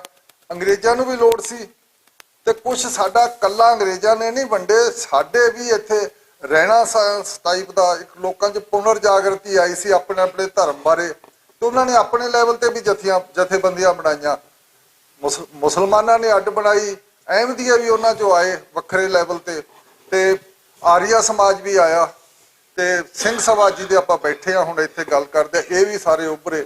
ਇਹ ਸਾਰੀਆਂ ਨੇ ਵੱਖਰੀਆਂ ਵੱਖਰੀਆਂ ਆਪਦੀਆਂ ਕਮਿਊਨਿਟੀਆਂ ਦੀ ਬਾਰਬੰਦੀ ਕੀਤੀ, ਜਿਹਨੂੰ ਅਸੀਂ ਫੈਂਸਿੰਗ ਕਹਿੰਦੇ ਆ। ਕਿਉਂਕਿ ਅੰਗਰੇਜ਼ਾਂ ਨੇ ਇਹ ਜ਼ਰੂਰ ਕੀਤਾ ਵੀ ਜਿੰਨੀ ਕਿਸੇ ਦਾ ਗਿਣਤੀ ਹੈ, ਸਿਰਾਂ ਦੀ ਗਿਣਤੀ ਹੈ, ਜਿੰਨੀ ਸਟਰੈਂਥ ਹੈ ਪਾਪੂਲੇਸ਼ਨ ਦੀ, ਉਹਨੂੰ ਉਹਦੇ ਮੁਤਾਬਕ ਕੁਝ ਬੈਨੀਫਿਟ ਦਿੱਤੇ ਜਾਣ, ਜਾਂ ਉਹਨਾਂ ਨੇ ਇਲੈਕਸ਼ਨਾਂ ਕਰਾਉਣੀਆਂ ਸ਼ੁਰੂ ਕਰਤੀਆਂ, ਉਸ ਦੇ ਮੁਤਾਬਕ ਅਸੈਂਬਲੀਆਂ ਜਿਹੜੀਆਂ ਸਟੇਟ ਲੈਵਲ ਦੀਆਂ ਬਣਾਈਆਂ ਸੀ ਉਹਨਾਂ ਨੇ, ਉਹਦੇ ਵਿੱਚ ਰਿਜ਼ਰਵੇਸ਼ਨ ਦਿੱਤੀ ਜਾਵੇ। ਆਪਦੀ ਕਮਿਊਨਿਟੀ ਚੋਂ ਹੀ ਉਹ ਆਪਦੇ ਬੰਦੇ ਚੁਣਨਾ, ਜਿਵੇਂ ਮੁਸਲਮਾਨਾਂ ਦੇ ਸਿੱਖਾਂ ਨੂੰ ਵੀ ਅਧਿਕਾਰ ਮਿਲ ਗਿਆ ਸੀਗਾ। ਇਸ ਕਿਸਮ ਦੀ ਜਦੋਂ ਫੈਂਸਿੰਗ ਹੋਣੀ ਸ਼ੁਰੂ ਹੋ ਗਈ ਤਾਂ ਹਰੇਕ ਕਮਿਊਨਿਟੀ ਦਾ ਪਤਾ ਲੱਗ ਗਿਆ, ਤੇ ਉਹਦੇ 'ਚ ਕਮਿਊਨਲਾਈਜੇਸ਼ਨ, ਫਿਰਕਾ ਪ੍ਰਸਤੀ ਐਂਟਰ ਕਰ ਗਈ। ਜਿਹੜੀ ਇੱਕ ਮੁੱਠਤਾ ਜਿਹੜੀ ਹੁੰਦੀ ਆ ਸਮਾਜ ਦੀ, ਉਹ ਨਹੀਂ ਰਹੀ। ਅਸੀਂ ਵੱਖਰੇ ਵੱਖਰੇ ਫਿਰਕਿਆਂ 'ਚ ਵੰਡੇ। ਇਹ ਇਲੈਕਸ਼ਨ ਸਿਸਟਮ ਨੇ ਵੀ ਇਹਦੇ 'ਚ ਕਾਫੀ ਹਿੱਸਾ ਪਾਇਆ। ਉਹ ਇਲੈਕਸ਼ਨ ਸਿਸਟਮ ਅੱਜ ਤੱਕ ਹੀ ਚੱਲਿਆ ਤੁਰਿਆ ਹੁੰਦਾ। ਰਣਜੀਤ ਸਿੰਘ ਦੇ ਰਾਜ ਦੇ ਜਾਣ ਦੇ ਪਿੱਛੋਂ ਤਾਂ ਫਿਰ ਬਹੁਤਾ ਜ਼ਿਆਦਾ ਸਾਡੇ 'ਚ ਫਰਕ ਪਿਆ। ਫਿਰ ਅਸੀਂ ਜਦੋਂ ਆਜ਼ਾਦੀ ਦੇ ਨੇੜੇ ਪਹੁੰਚੇ, ਆਜ਼ਾਦੀ ਦੀ ਲੜਾਈ ਹੋਈ 1920 ਤੋਂ ਬਾਅਦ, ਖਾਸ ਕਰਕੇ ਕਾਂਗਰਸ ਨੇ ਵੀ ਉਹਨਾਂ ਦਿਨਾਂ ਦੇ ਵਿੱਚ, ਤਾਂ ਫਿਰ ਅਸੀਂ ਆਪਣੇ ਫਿਰਕਿਆਂ ਦੀ ਪੋਲਿਟਿਕਸ ਕਰਨ ਲੱਗ ਗਏ, ਆਪਣੀਆਂ ਕਮਿਊਨਿਟੀਆਂ ਦੀ ਪੋਲਿਟਿਕਸ ਕਰਨ ਲੱਗ ਗਏ, ਆਪਣੇ ਧਾਰਮਿਕ ਧੜਿਆਂ ਦੀ ਪੋਲਿਟਿਕਸ ਕਰਨ ਲੱਗ ਗਏ। ਉਹ ਧੜਿਆਂ ਦੇ ਵਿੱਚੋਂ ਤੁਹਾਨੂੰ ਪਤਾ ਹੀ ਆ ਵੀ 47 ਵੀ ਵਾਪਰਿਆ। 47 'ਚ ਠੀਕ ਹੈ, ਇੱਥੇ ਲੋਡ ਸੀ, ਬਹੁਤ ਵੱਡਾ ਸਬ ਕੰਟੀਨੈਂਟ ਸੀ ਇੰਡੀਆ ਦਾ, ਬਹੁਤ ਵੱਡਾ ਏਰੀਆ ਸੀ। ਇਹਦੇ 'ਚ ਨਾਰਥ ਈਸਟ ਵਿੱਚ ਵੀ ਲੋਕ ਨਿਕਲਣ ਨੂੰ ਤਿਆਰ ਬੈਠੇ ਸੀਗੇ ਸਾਰੇ। ਉਹਨਾਂ ਨੂੰ ਇੱਕ ਦਿਨ ਪਹਿਲਾਂ ਆਜ਼ਾਦੀ ਦੇਤੀ ਸੀ ਸਾਰੇ। ਇੱਥੇ 15 ਅਗਸਤ ਨੂੰ ਹੋਈ ਆ, ਉਹਨਾਂ ਨੂੰ 14 ਅਗਸਤ ਨੂੰ ਹੀ ਸਾਰਾ ਨਾਰਥ ਈਸਟ ਵਿੱਚ ਕਈ ਏਰੀਏ ਨੂੰ ਆਜ਼ਾਦੀ ਮਿਲ ਗਈ ਸੀ। ਤੇ ਹਜੇ ਤੱਕ ਨਾਗਾਲੈਂਡ ਵਾਲੇ ਕਹਿੰਦੇ ਅਸੀਂ ਤਾਂ ਪਹਿਲਾਂ ਆਜ਼ਾਦ ਕਰ ਗਏ ਸੀ, ਸਾਨੂੰ ਗੋਰੇ ਕਹਿ ਗਏ ਸੀ ਵੀ ਤੁਸੀਂ ਆਜ਼ਾਦ ਹੋ ਹੁਣ। ਤੇ ਉਹਨਾਂ ਨੇ ਆ ਕੇ ਮਹਾਤਮਾ ਗਾਂਧੀ ਤੇ ਇਹਨਾਂ ਨੇ ਸਾਡੀ ਜਿਹੜੀ ਸੈਂਟਰ ਦੀ ਲੀਡਰਸ਼ਿਪ ਸੀ ਇਹਨਾਂ ਨੂੰ ਪੁੱਛ ਲਿਆ। ਉਹ ਕਹਿੰਦੇ ਤੁਸੀਂ 10 ਸਾਲ ਸਾਡੇ ਨਾਲ ਰਹੋ, ਆਪਾਂ ਫਿਰ ਉਸ ਤੋਂ ਬਾਅਦ ਜੇ ਤੁਹਾਨੂੰ ਨਾ ਠੀਕ ਲੱਗਿਆ ਤੇ ਚਲੇ ਜਾਇਓ ਬਾਹਰ। ਤੇ ਤੁਹਾਨੂੰ ਪਤਾ ਵੀ ਉਸ 10 ਸਾਲਾਂ ਦਾ ਕੀ ਹੋਇਆ। ਉਦੋਂ ਪਿੱਛੋਂ ਫੌਜ ਹੀ ਲੱਗੀ ਹੈ ਤੇ ਲਗਾਤਾਰ ਉਹ ਜਿਹੜਾ ਆਰਮਡ ਐਕਟ ਹੈ ਜਿਹੜਾ ਬੜਾ ਖਤਰਨਾਕ ਹੈ, ਉਹ ਜਿਹਦੇ ਚ ਫੌਜ ਦੀ ਕੋਈ ਵੀ ਕਿਸੇ ਕਿਸਮ ਦੀ ਜ਼ਿੰਮੇਵਾਰੀ ਨਹੀਂ ਹੁੰਦੀ, ਉਹ ਲਾਗੂ ਹੋ ਗਿਆ। ਤੇ ਚੱਲੀ ਜਾਂਦਾ ਹਜੇ ਤੱਕ ਡਿਫਰੈਂਟ ਫੇਜ਼ਸ ਦੇ ਵਿੱਚ। ਉਹ ਵੀ ਸਾਰੇ ਦਬਾ ਕੇ ਹੀ ਰੱਖੇ ਹੋਏ ਆ ਸਾਰੇ। ਅਸੀਂ ਤਾਂ ਪਿੰਡਾਂ ਦੇ ਵਿੱਚ ਛੋਟੇ ਸੀਗੇ ਤੇ ਸੁਣਦੇ ਹੁੰਦੇ ਸੀ, ਸਾਡੇ ਜਿਹੜੇ ਫੌਜੀ ਆਉਂਦੇ ਹੁੰਦੇ ਸੀ ਵੀ ਨਾਗਾਲੈਂਡ 'ਚ ਜੀ ਮੈਂ ਐਂ ਮਾਰੇ ਅਸੀਂ ਪਿੰਡ ਉਜਾੜਤਾ। ਤੇ ਅਸੀਂ ਵੀ ਬੜੇ ਖੁਸ਼ ਹੁੰਦੇ ਸੀ ਸੁਣ ਕੇ ਉਦੋਂ। ਤੇ ਹੁਣ ਪਤਾ ਲੱਗਦਾ ਵੀ ਕਿਸ ਤਰੀਕੇ ਦੇ ਨੁਕਸਾਨ ਕੀਤੇ ਆ ਤੇ ਕੀਤੇ ਜਾਂਦੇ ਆ। ਐਂ ਇਹਨਾਂ ਨੇ ਕੁਝ ਧੱਕੇ ਨਾਲ ਰੱਖਿਆ, ਕਸ਼ਮੀਰ ਵੀ ਧੱਕੇ ਨਾਲ ਰੱਖਿਆ। ਸਿੱਖ ਥੋੜੇ ਜਿਹੇ ਜਿਹਨੂੰ ਸਿੱਖਾਂ ਦੀ ਵੀ ਪ੍ਰੋਬਲਮ ਸੀ, ਸਿੱਖਾਂ ਨੂੰ ਇਹਦੇ 'ਚ ਸਾਨੂੰ ਭੁੱਲਣਾ ਨਹੀਂ ਚਾਹੀਦਾ। ਛੋਟੀ ਕਮਿਊਨਿਟੀ ਸੀ, ਕੁਛ ਸੀ, 3 ਫਿਰਕਿਆਂ ਦੇ ਵਿੱਚ ਮੁਸਲਮਾਨ, ਕਾਂਗਰਸ ਨੂੰ ਮੋਟੇ ਲੈਵਲ ਤੇ ਹਿੰਦੂ ਵੱਡੇ ਹਿੰਦੂ ਸਮਾਜ ਨੂੰ ਉਹ ਰਿਪਰੈਜ਼ੈਂਟ ਕਰਦੀ ਸੀ ਤੇ ਮੁਸਲਿਮ ਲੀਗ ਮੁਸਲਮਾਨਾਂ ਨੂੰ ਕਰਦੀ ਸੀ ਤੇ ਤੀਸਰੇ ਲੈਵਲ ਉੱਤੇ ਸਿੱਖਾਂ ਦਾ ਛੋਟਾ ਜਿਹਾ ਹਿੱਸਾ ਸੀ ਬੇਸ਼ੱਕ, ਪਰ ਇਹ ਤੀਜੀ ਧਿਰ ਦੇ ਲੈਵਲ ਤੇ ਜਿਹੜੀਆਂ 1930 ਤੇ 31 ਦੇ ਵਿੱਚ ਜਿਹੜੀਆਂ ਕਾਨਫਰੰਸ ਹੋਈਆਂ, ਗੋਲਮੇਜ ਕਾਨਫਰੰਸਾਂ ਲੰਡਨ 'ਚ ਹੋਈਆਂ, ਇਹਨਾਂ ਨੂੰ ਬਕਾਇਦਾ ਉਸੇ ਤਰੀਕੇ ਨਾਲ ਹਸੀਅਤ 'ਚ ਬਰਾਬਰ ਦੀ ਹਸੀਅਤ 'ਚ ਬੁਲਾਇਆ ਗਿਆ ਔਰ ਪਾਰਟਿਸਿਪੇਟ ਵੀ ਕੀਤਾ ਇਹਨਾਂ ਨੇ। ਤੋਂ ਇੱਕ ਧਿਰ ਦੇ ਲੈਵਲ ਤੇ ਆਜ਼ਾਦੀ ਤੱਕ ਇਹ ਮਹਿਸੂਸ ਕਰਦੇ ਸੀਗੇ ਸਾਰਾ। ਤੇ ਬਾਕੀ ਇਹਨਾਂ ਨੂੰ ਹਜੇ ਤੱਕ ਸਿੱਖ ਸਮਾਜ ਦੇ ਵਿੱਚ ਅੱਜ ਤੱਕ ਵੀ ਜਿਹੜਾ ਰਣਜੀਤ ਸਿੰਘ ਦਾ ਰਾਜ ਹੈ ਉਹਦੇ 'ਚ ਕੋਈ ਕਿੰਨਾ ਗੁਣ ਸੀ ਕਿੰਨੇ ਔਗਣ ਸੀ ਇਹਦੇ 'ਚ ਨਹੀਂ ਜਾਂਦੇ। ਰਣਜੀਤ ਸਿੰਘ ਦੇ ਰਾਜ ਹੋਣ ਦਾ ਜਾਂ ਅਸੀਂ ਕਹਿ ਦਈਏ ਜਿਹੜਾ ਮਿਸਲਾਂ ਦਾ ਰਾਜ ਸੀ, ਉਹ ਜਿਹੜਾ ਖਾਲਸਾ ਰਾਜ ਦਾ ਅਸਰ ਸੀ ਹਜੇ ਤੱਕ ਲੋਕਾਂ ਦੀ ਸਿਮਰਤੀ 'ਚ ਹੈਗਾ ਵੀ ਅਸੀਂ ਰੂਲਰ ਸੀ, ਅਸੀਂ ਸਾਡਾ ਸੈਲਫ ਰੂਲ ਸੀ, ਸਾਡੇ ਤੇ ਹੋਰ ਨਹੀਂ ਸੀ ਕੋਈ ਕਰਦਾ ਰੂਲ। ਇਹ ਪੰਜਾਬੀ ਅਸੀਂ ਆਪ ਰੂਲ ਕਰਦੇ ਸੀ। ਰਣਜੀਤ ਸਿੰਘ ਦਾ ਰਾਜ ਕੋਈ ਸ਼ੱਕ ਨਹੀਂ ਉਹ ਪੰਜਾਬੀਆਂ ਦਾ ਰਾਜ ਸੀ। ਸਿੱਖ ਖਾਲਸਾ ਰਾਜ ਕਿਹਨੇ ਕਹਿਤਾ, ਕਦੋਂ ਕਹਿਣਾ ਸ਼ੁਰੂ ਕਰਤਾ, ਇਹ ਵੱਖਰੀ ਗੱਲ ਹੈ, ਪਰ ਮੈਜੋਰਿਟੀ ਜਿਹੜੀ ਸੀ ਉੱਥੇ ਉਹ ਸਾਰਾ 50 ਸਾਲ ਦੇ ਵਿੱਚ ਇੱਕ ਪੰਜਾਬੀਆਂ ਦੇ ਰਾਜ ਦੇ ਲੈਵਲ ਤੇ ਉਹ ਵਿਕਸਿਤ ਕੀਤਾ ਤੇ ਇਸੇ ਤਰੀਕੇ ਨਾਲ ਹੀ ਲੰਘਿਆ।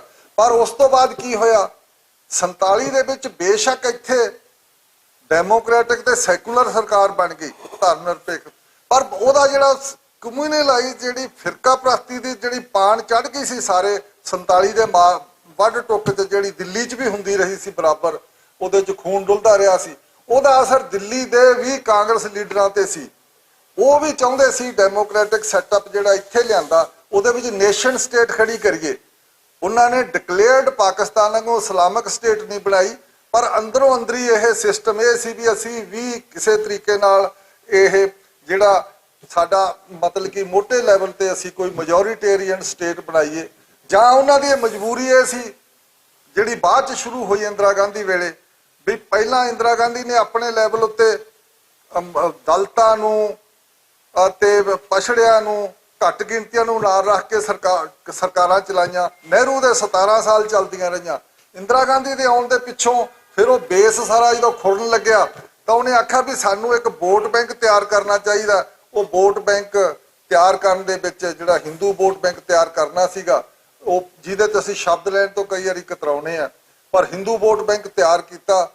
ਉਹ ਵੋਟ ਬੈਂਕ ਦੇ ਲਈ ਫਿਰ ਜ਼ਰੂਰ ਸੀ ਵੀ ਉਸ ਕਿਸਮ ਦੀ ਨੇਸ਼ਨ ਸਟੇਟ ਬਣਾਈ ਜਾਵੇ ਜਿਹੜੀ ਅੱਜ ਬਣ ਗਈ ਹੈ। ਜਿਹੜਾ ਮੋਦੀ ਅੱਜ ਤੱਕ ਪਹੁੰਚਿਆ, ਇਹ ਮੋਦੀ ਕੋਈ ਅਚਾਨਕ ਨਹੀਂ ਆ ਗਿਆ ਵੀ ਇਹ ਆ ਗਿਆ। ਇਹਦੇ ਲਈ ਇੰਦਰਾ ਗਾਂਧੀ ਨੇ ਸਾਰਾ ਮਾਹੌਲ ਤਿਆਰ ਕੀਤਾ, ਉਸ ਵੇਲੇ ਤਿਆਰ ਹੋਇਆ ਸਾਰਾ। ਉਹਦੇ ਵਿੱਚ ਫਿਰ ਕੌਣ ਹੈ ਵੀ ਇੱਕ ਕਮਿਊਨਿਟੀ ਨੂੰ, ਕਿਸੇ ਘੱਟ ਗਿਣਤੀ ਨੂੰ ਟਾਰਗੇਟ ਕੀਤਾ ਜਾਂਦਾ, ਉਹਦੇ ਤੋਂ ਇਹੋ ਜਿਹਾ ਪੇਸ਼ ਕੀਤਾ ਜਾਂਦਾ ਵੀ ਇਹਦੇ ਤੋਂ ਖਤਰਾ ਦੇਸ਼ ਨੂੰ ਤੋੜਿਆ ਜਾਊ। ਜਿਵੇਂ ਹੁਣ ਮੁਸਲਮਾਨ ਹੈ, ਮੁਸਲਮਾਨ ਬਿਲਕੁਲ ਦਬੇ ਹੋਏ ਆ 70-75 ਸਾਲ ਦੇ, ਪਰ ਅਜੇ ਵੀ ਜਾ ਕੇ ਤੁਸੀਂ ਆਪ ਹੁਣ ਉੱਤਰਾਖੰਡ 'ਚ ਦੇਖ ਲਓ, ਉਹ ਕਹਿੰਦੇ ਜੀ ਇਹ ਸਾਡੀ ਬੜੀ ਧਾਰਮਿਕ ਪਵਿੱਤਰ ਭੂਮੀ ਹੈ ਉੱਤਰਾਖੰਡ ਦੀ, ਤੇ ਇਹਨੂੰ ਮੁਸਲਮਾਨ ਜਿਹੜੇ ਪਰਿਵਾਰ ਹੈ ਇੱਥੇ ਪਲੂਟ ਕਰ ਰਹੇ ਆ, ਅਪਵਿੱਤਰ ਕਰ ਰਹੇ ਆ, ਤੇ ਇਸ ਕਰਕੇ ਇਹਨਾਂ ਨੂੰ ਟਾਰਗੇਟ ਕੀਤਾ ਜਾਵੇ। ਉਹ ਟਾਰਗੇਟ ਹੋਏ ਵੇ ਆ। ਲਗਾਤਾਰ ਪਿੱਛੇ ਸਟੇਟ ਖੜੀ ਆ, ਸਰਕਾਰ ਖੜੀ ਹੁੰਦੀ ਆ, ਉਹਦੀ ਮਰਜ਼ੀ ਹੁੰਦੀ ਆ, ਸਰਕਾਰ ਸਪੋਰਟ ਕਰਦੀ ਆ। ਤੋਂ ਇਸ ਕਰਕੇ ਜਿਹੜਾ ਇੰਦਰਾ ਗਾਂਧੀ ਵੇਲੇ ਇੱਕ ਉਲਟ ਹੋਇਆ ਵੀ ਇਸ ਕਿਸਮ ਦਾ ਸ਼ੁਰੂ ਕਰਤਾ ਉਹਨਾਂ ਨੇ ਪ੍ਰੋਸੈਸ ਵੀ ਸਰਕਾਰ ਦੀ ਮਦਦ ਨਾਲ ਇੱਥੋਂ ਦਾ ਇੱਕ ਰਾਸ਼ਟਰ ਬਣਾਉਣਾ ਸ਼ੁਰੂ ਕਰਤਾ। ਉਹ ਰਾਸ਼ਟਰ ਦੇ ਵਿੱਚ ਸਿੱਖ ਜ਼ਰੂਰ ਅੜਿੱਕਾ ਲੱਗਦੇ ਸੀ ਕਿਉਂਕਿ ਇਹ ਭੁੱਲਦੇ ਨਹੀਂ ਸੀ ਵੀ ਅਸੀਂ ਸੈਲਫ ਰੂਲ ਰਿਹਾ, ਸਾਡਾ ਰਣਜੀਤ ਸਿੰਘ ਦਾ ਰਾਜ ਰਿਹਾ, ਅਸੀਂ ਵੀ ਤੀਜੀ ਧਿਰ ਰਹੇ ਆਜ਼ਾਦੀ ਦੇ ਵਿੱਚ, ਅਸੀਂ ਕੁਰਬਾਨੀਆਂ ਵੀ ਬੜੀਆਂ ਦਿੱਤੀਆਂ। ਫਿਰ ਇਹ ਅੜਿੱਕਾ ਲੱਗਦਾ ਸੀ ਉਹ ਸਾਰਾ ਵੱਡਾ ਰਾਸ਼ਟਰ ਬਣਾਉਣ ਦੇ ਵਿੱਚ। ਫਿਰ ਇਹਨਾਂ ਨੂੰ ਇਸੇ ਕਰਕੇ ਟਾਰਗੇਟ ਕੀਤਾ ਗਿਆ, ਟਾਰਗੇਟ ਕੀਤਾ, ਜਾਣਬੁੱਝ ਕੇ ਕੀਤਾ। ਇਹਨੂੰ ਪਤਾ ਹੀ ਆ ਸਾਰਿਆਂ ਨੂੰ ਵੀ ਜਦੋਂ ਧਰਮ ਯੁੱਧ ਮੋਰਚਾ ਚੱਲਦਾ ਸੀ ਉਹਦੇ 'ਚ 26 ਮੀਟਿੰਗਾਂ ਇੰਦਰਾ ਗਾਂਧੀ ਨਾਲ ਹੋਈਆਂ, ਇਹਨਾਂ ਦੀਆਂ ਅਕਾਲੀ ਲੀਡਰਾਂ ਦੀਆਂ, ਤੇ ਲਗਾਤਾਰ ਹਰ ਵਾਰੀ ਫੈਸਲਾ ਤੇ ਪਹੁੰਚ ਕੇ ਫੈਸਲਾ ਲਾਗੂ ਨਹੀਂ ਕਰਨਾ ਇੰਦਰਾ ਗਾਂਧੀ ਨੇ, ਕਿਉਂਕਿ ਉਹ ਲਮਕਾਉਣਾ ਚਾਹੁੰਦੀ ਸੀ, ਲੰਬਾ ਖਿੱਚ ਕੇ ਇਲੈਕਸ਼ਨ ਤੱਕ ਲਿਜਾਣੀ ਚਾਹੁੰਦੀ ਸੀ, ਜਾਂ ਉਹਨੂੰ ਪਤਾ ਸੀ ਵੀ ਹਜੇ ਸਾਰਾ ਦੇਸ਼ ਤਿਆਰ ਨਹੀਂ ਹੋਇਆ, ਮੇਰੇ ਪਿੱਛੇ ਹੋ ਜਾਣ ਦਿਓ। ਇਸ ਕਰਕੇ 2-2.5 ਸਾਲ ਜਿਹੜੇ ਉਹ ਲਾਏ ਉਹਨੇ, ਤੇ ਉਹਦੇ ਵਿੱਚ ਕੋਈ ਪਰਵਾਹ ਨਹੀਂ ਕਿਸੇ ਨੇ ਕੀਤੀ ਵੀ ਇੱਥੇ ਭਾਈ 2.5-3 ਲੱਖ ਗ੍ਰਿਫਤਾਰੀਆਂ ਹੋਈਆਂ ਧਰਮ ਯੁੱਧ ਮੋਰਚੇ, ਪੀਸਫੁਲ ਰਿਹਾ, ਸ਼ਾਂਤੀ ਰਹੀ ਹੈ, ਕਿਸੇ ਨੇ ਕੁਝ ਨਹੀਂ ਕੀਤਾ। ਆਹ ਮੰਗਾਂ ਬਿਲਕੁਲ ਭੁਲਾ ਦਿੱਤੀਆਂ ਗਈਆਂ, ਇਹੀ ਕਿਹਾ ਵੀ ਦੇਸ਼ ਨੂੰ ਤੋੜਨ ਵਾਲੇ ਆ। ਤੇ ਫਿਰ ਜਦੋਂ ਆਹ ਜਿਹੜਾ 84 ਆ, ਇਹਦੇ ਪਿੱਛੇ ਇੱਕ ਨਫ਼ਰਤ ਦਾ ਪੂਰਾ ਦੌਰ ਹੈ। ਉਹ ਨਫ਼ਰਤ ਦਾ ਦੌਰ ਕਿਵੇਂ ਇੱਕ ਲੰਬਾ ਚੱਲਿਆ, ਨਫ਼ਰਤ ਨੂੰ ਫੈਲਾਉਣ ਦੇ ਵਿੱਚ ਮੀਡੀਆ ਜਿਹੜਾ ਸਾਡਾ ਉਹ ਵੱਡਾ ਰੋਲ ਅਦਾ ਕਰਦਾ।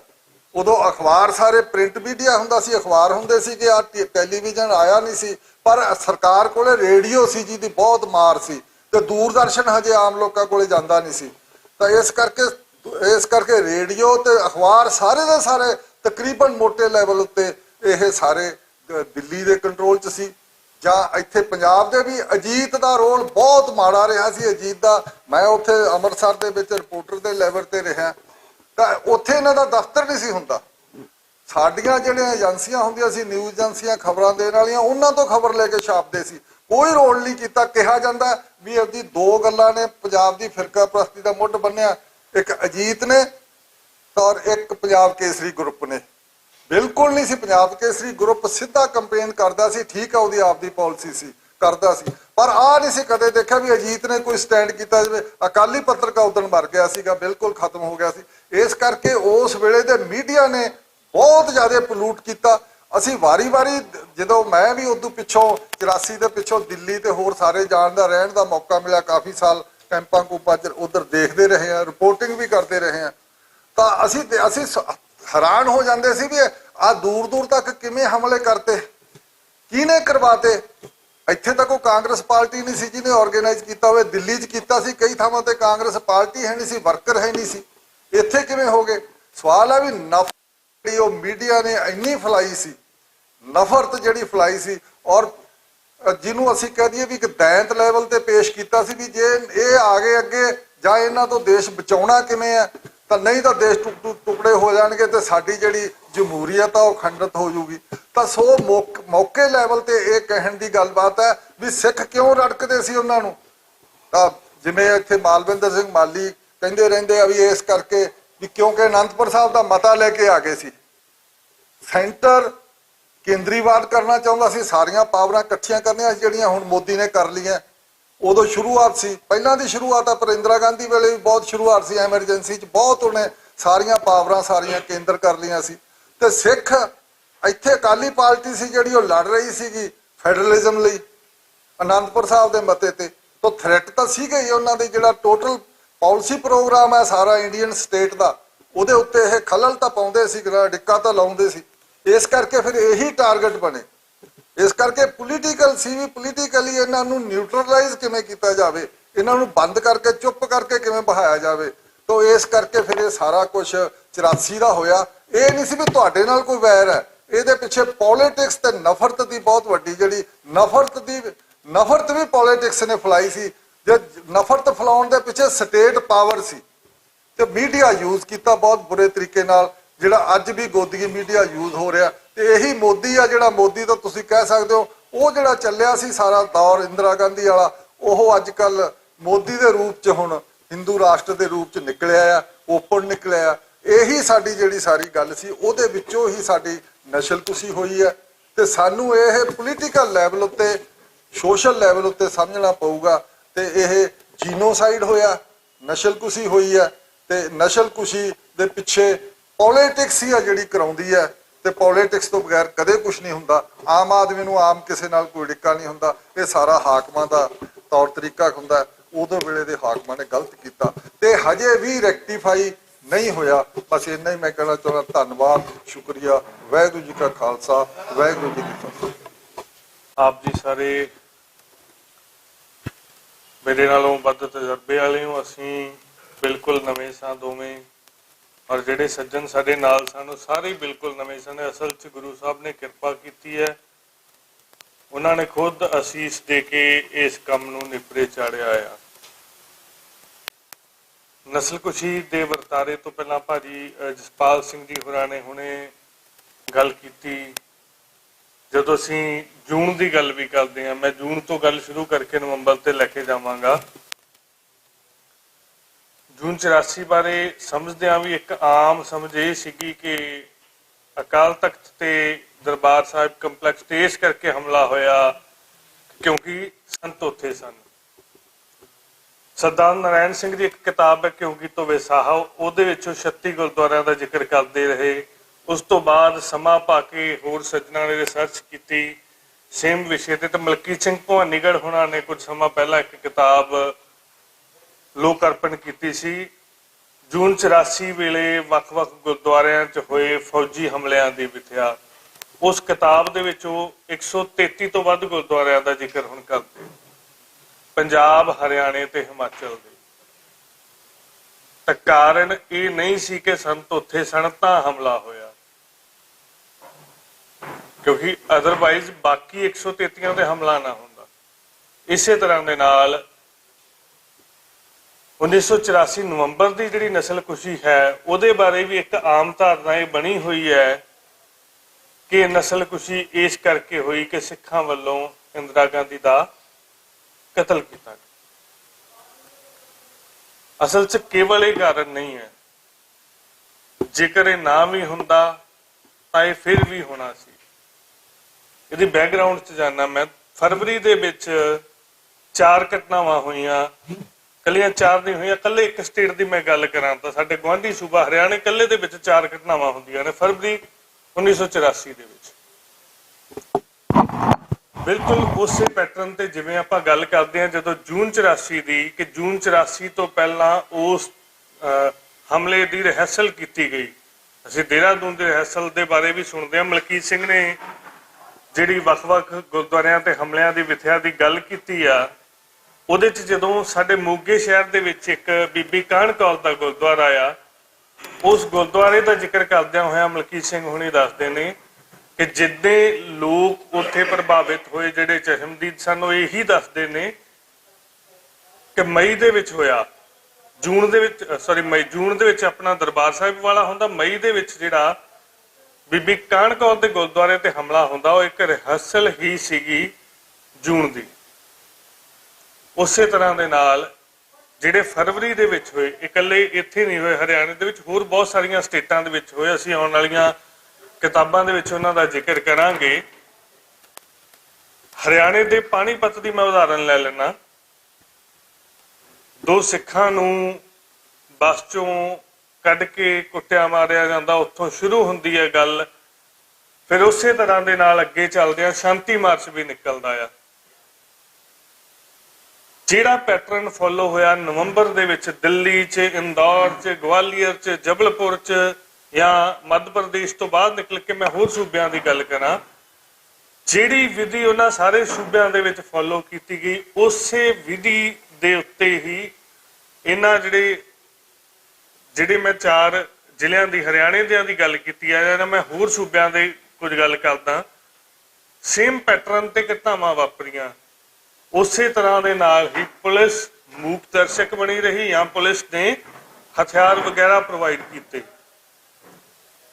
ਈਵਨ ਫਰਵਰੀ ਦੇ ਵਿੱਚ ਤਾਂ ਚਿੱਟਾ ਪਾਊਡਰ ਵੀ ਪੁਲਿਸ ਦੇ ਵੱਲੋਂ ਹਮਲਾਵਰਾਂ ਨੂੰ ਪ੍ਰੋਵਾਈਡ ਕੀਤਾ ਗਿਆ ਸੀਗਾ।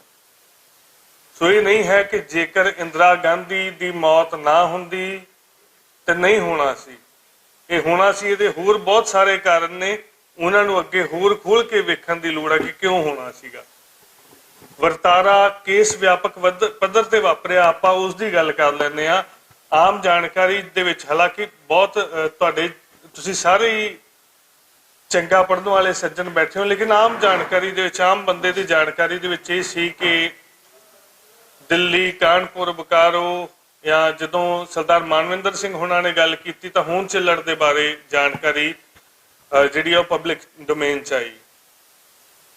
ਲੇਕਿਨ ਜਿਵੇਂ ਜਿਵੇਂ ਕੰਮ ਕਰਦੇ ਆ ਇਹਦੇ ਤੇ ਜਾਣਕਾਰੀ ਮਿਲੀ ਕਿ ਤਕਰੀਬਨ 23 ਸਟੇਟਾਂ ਦੇ ਵਿੱਚ ਇਹ ਘਟਨਾਵਾਂ ਵਾਪਰੀਆਂ ਨੇ, ਔਰ ਉਹਨਾਂ ਸਟੇਟਾਂ ਦੇ ਵਿੱਚ ਹਰ ਇੱਕ ਸੂਬੇ ਦੇ ਵਿੱਚ ਜਾ ਕੇ ਜਿਹੜਾ ਇਹ ਕਾਰਜ ਕੀਤਾ ਸੀਗਾ ਜੀ। ਹਰ ਇੱਕ ਸੂਬੇ ਦੇ ਹਰ ਇੱਕ ਜ਼ਿਲ੍ਹੇ ਦੇ ਵਿੱਚ ਜਾ ਕੇ ਉੱਥੋਂ ਜਾਣਕਾਰੀ ਲਈ ਗਈ।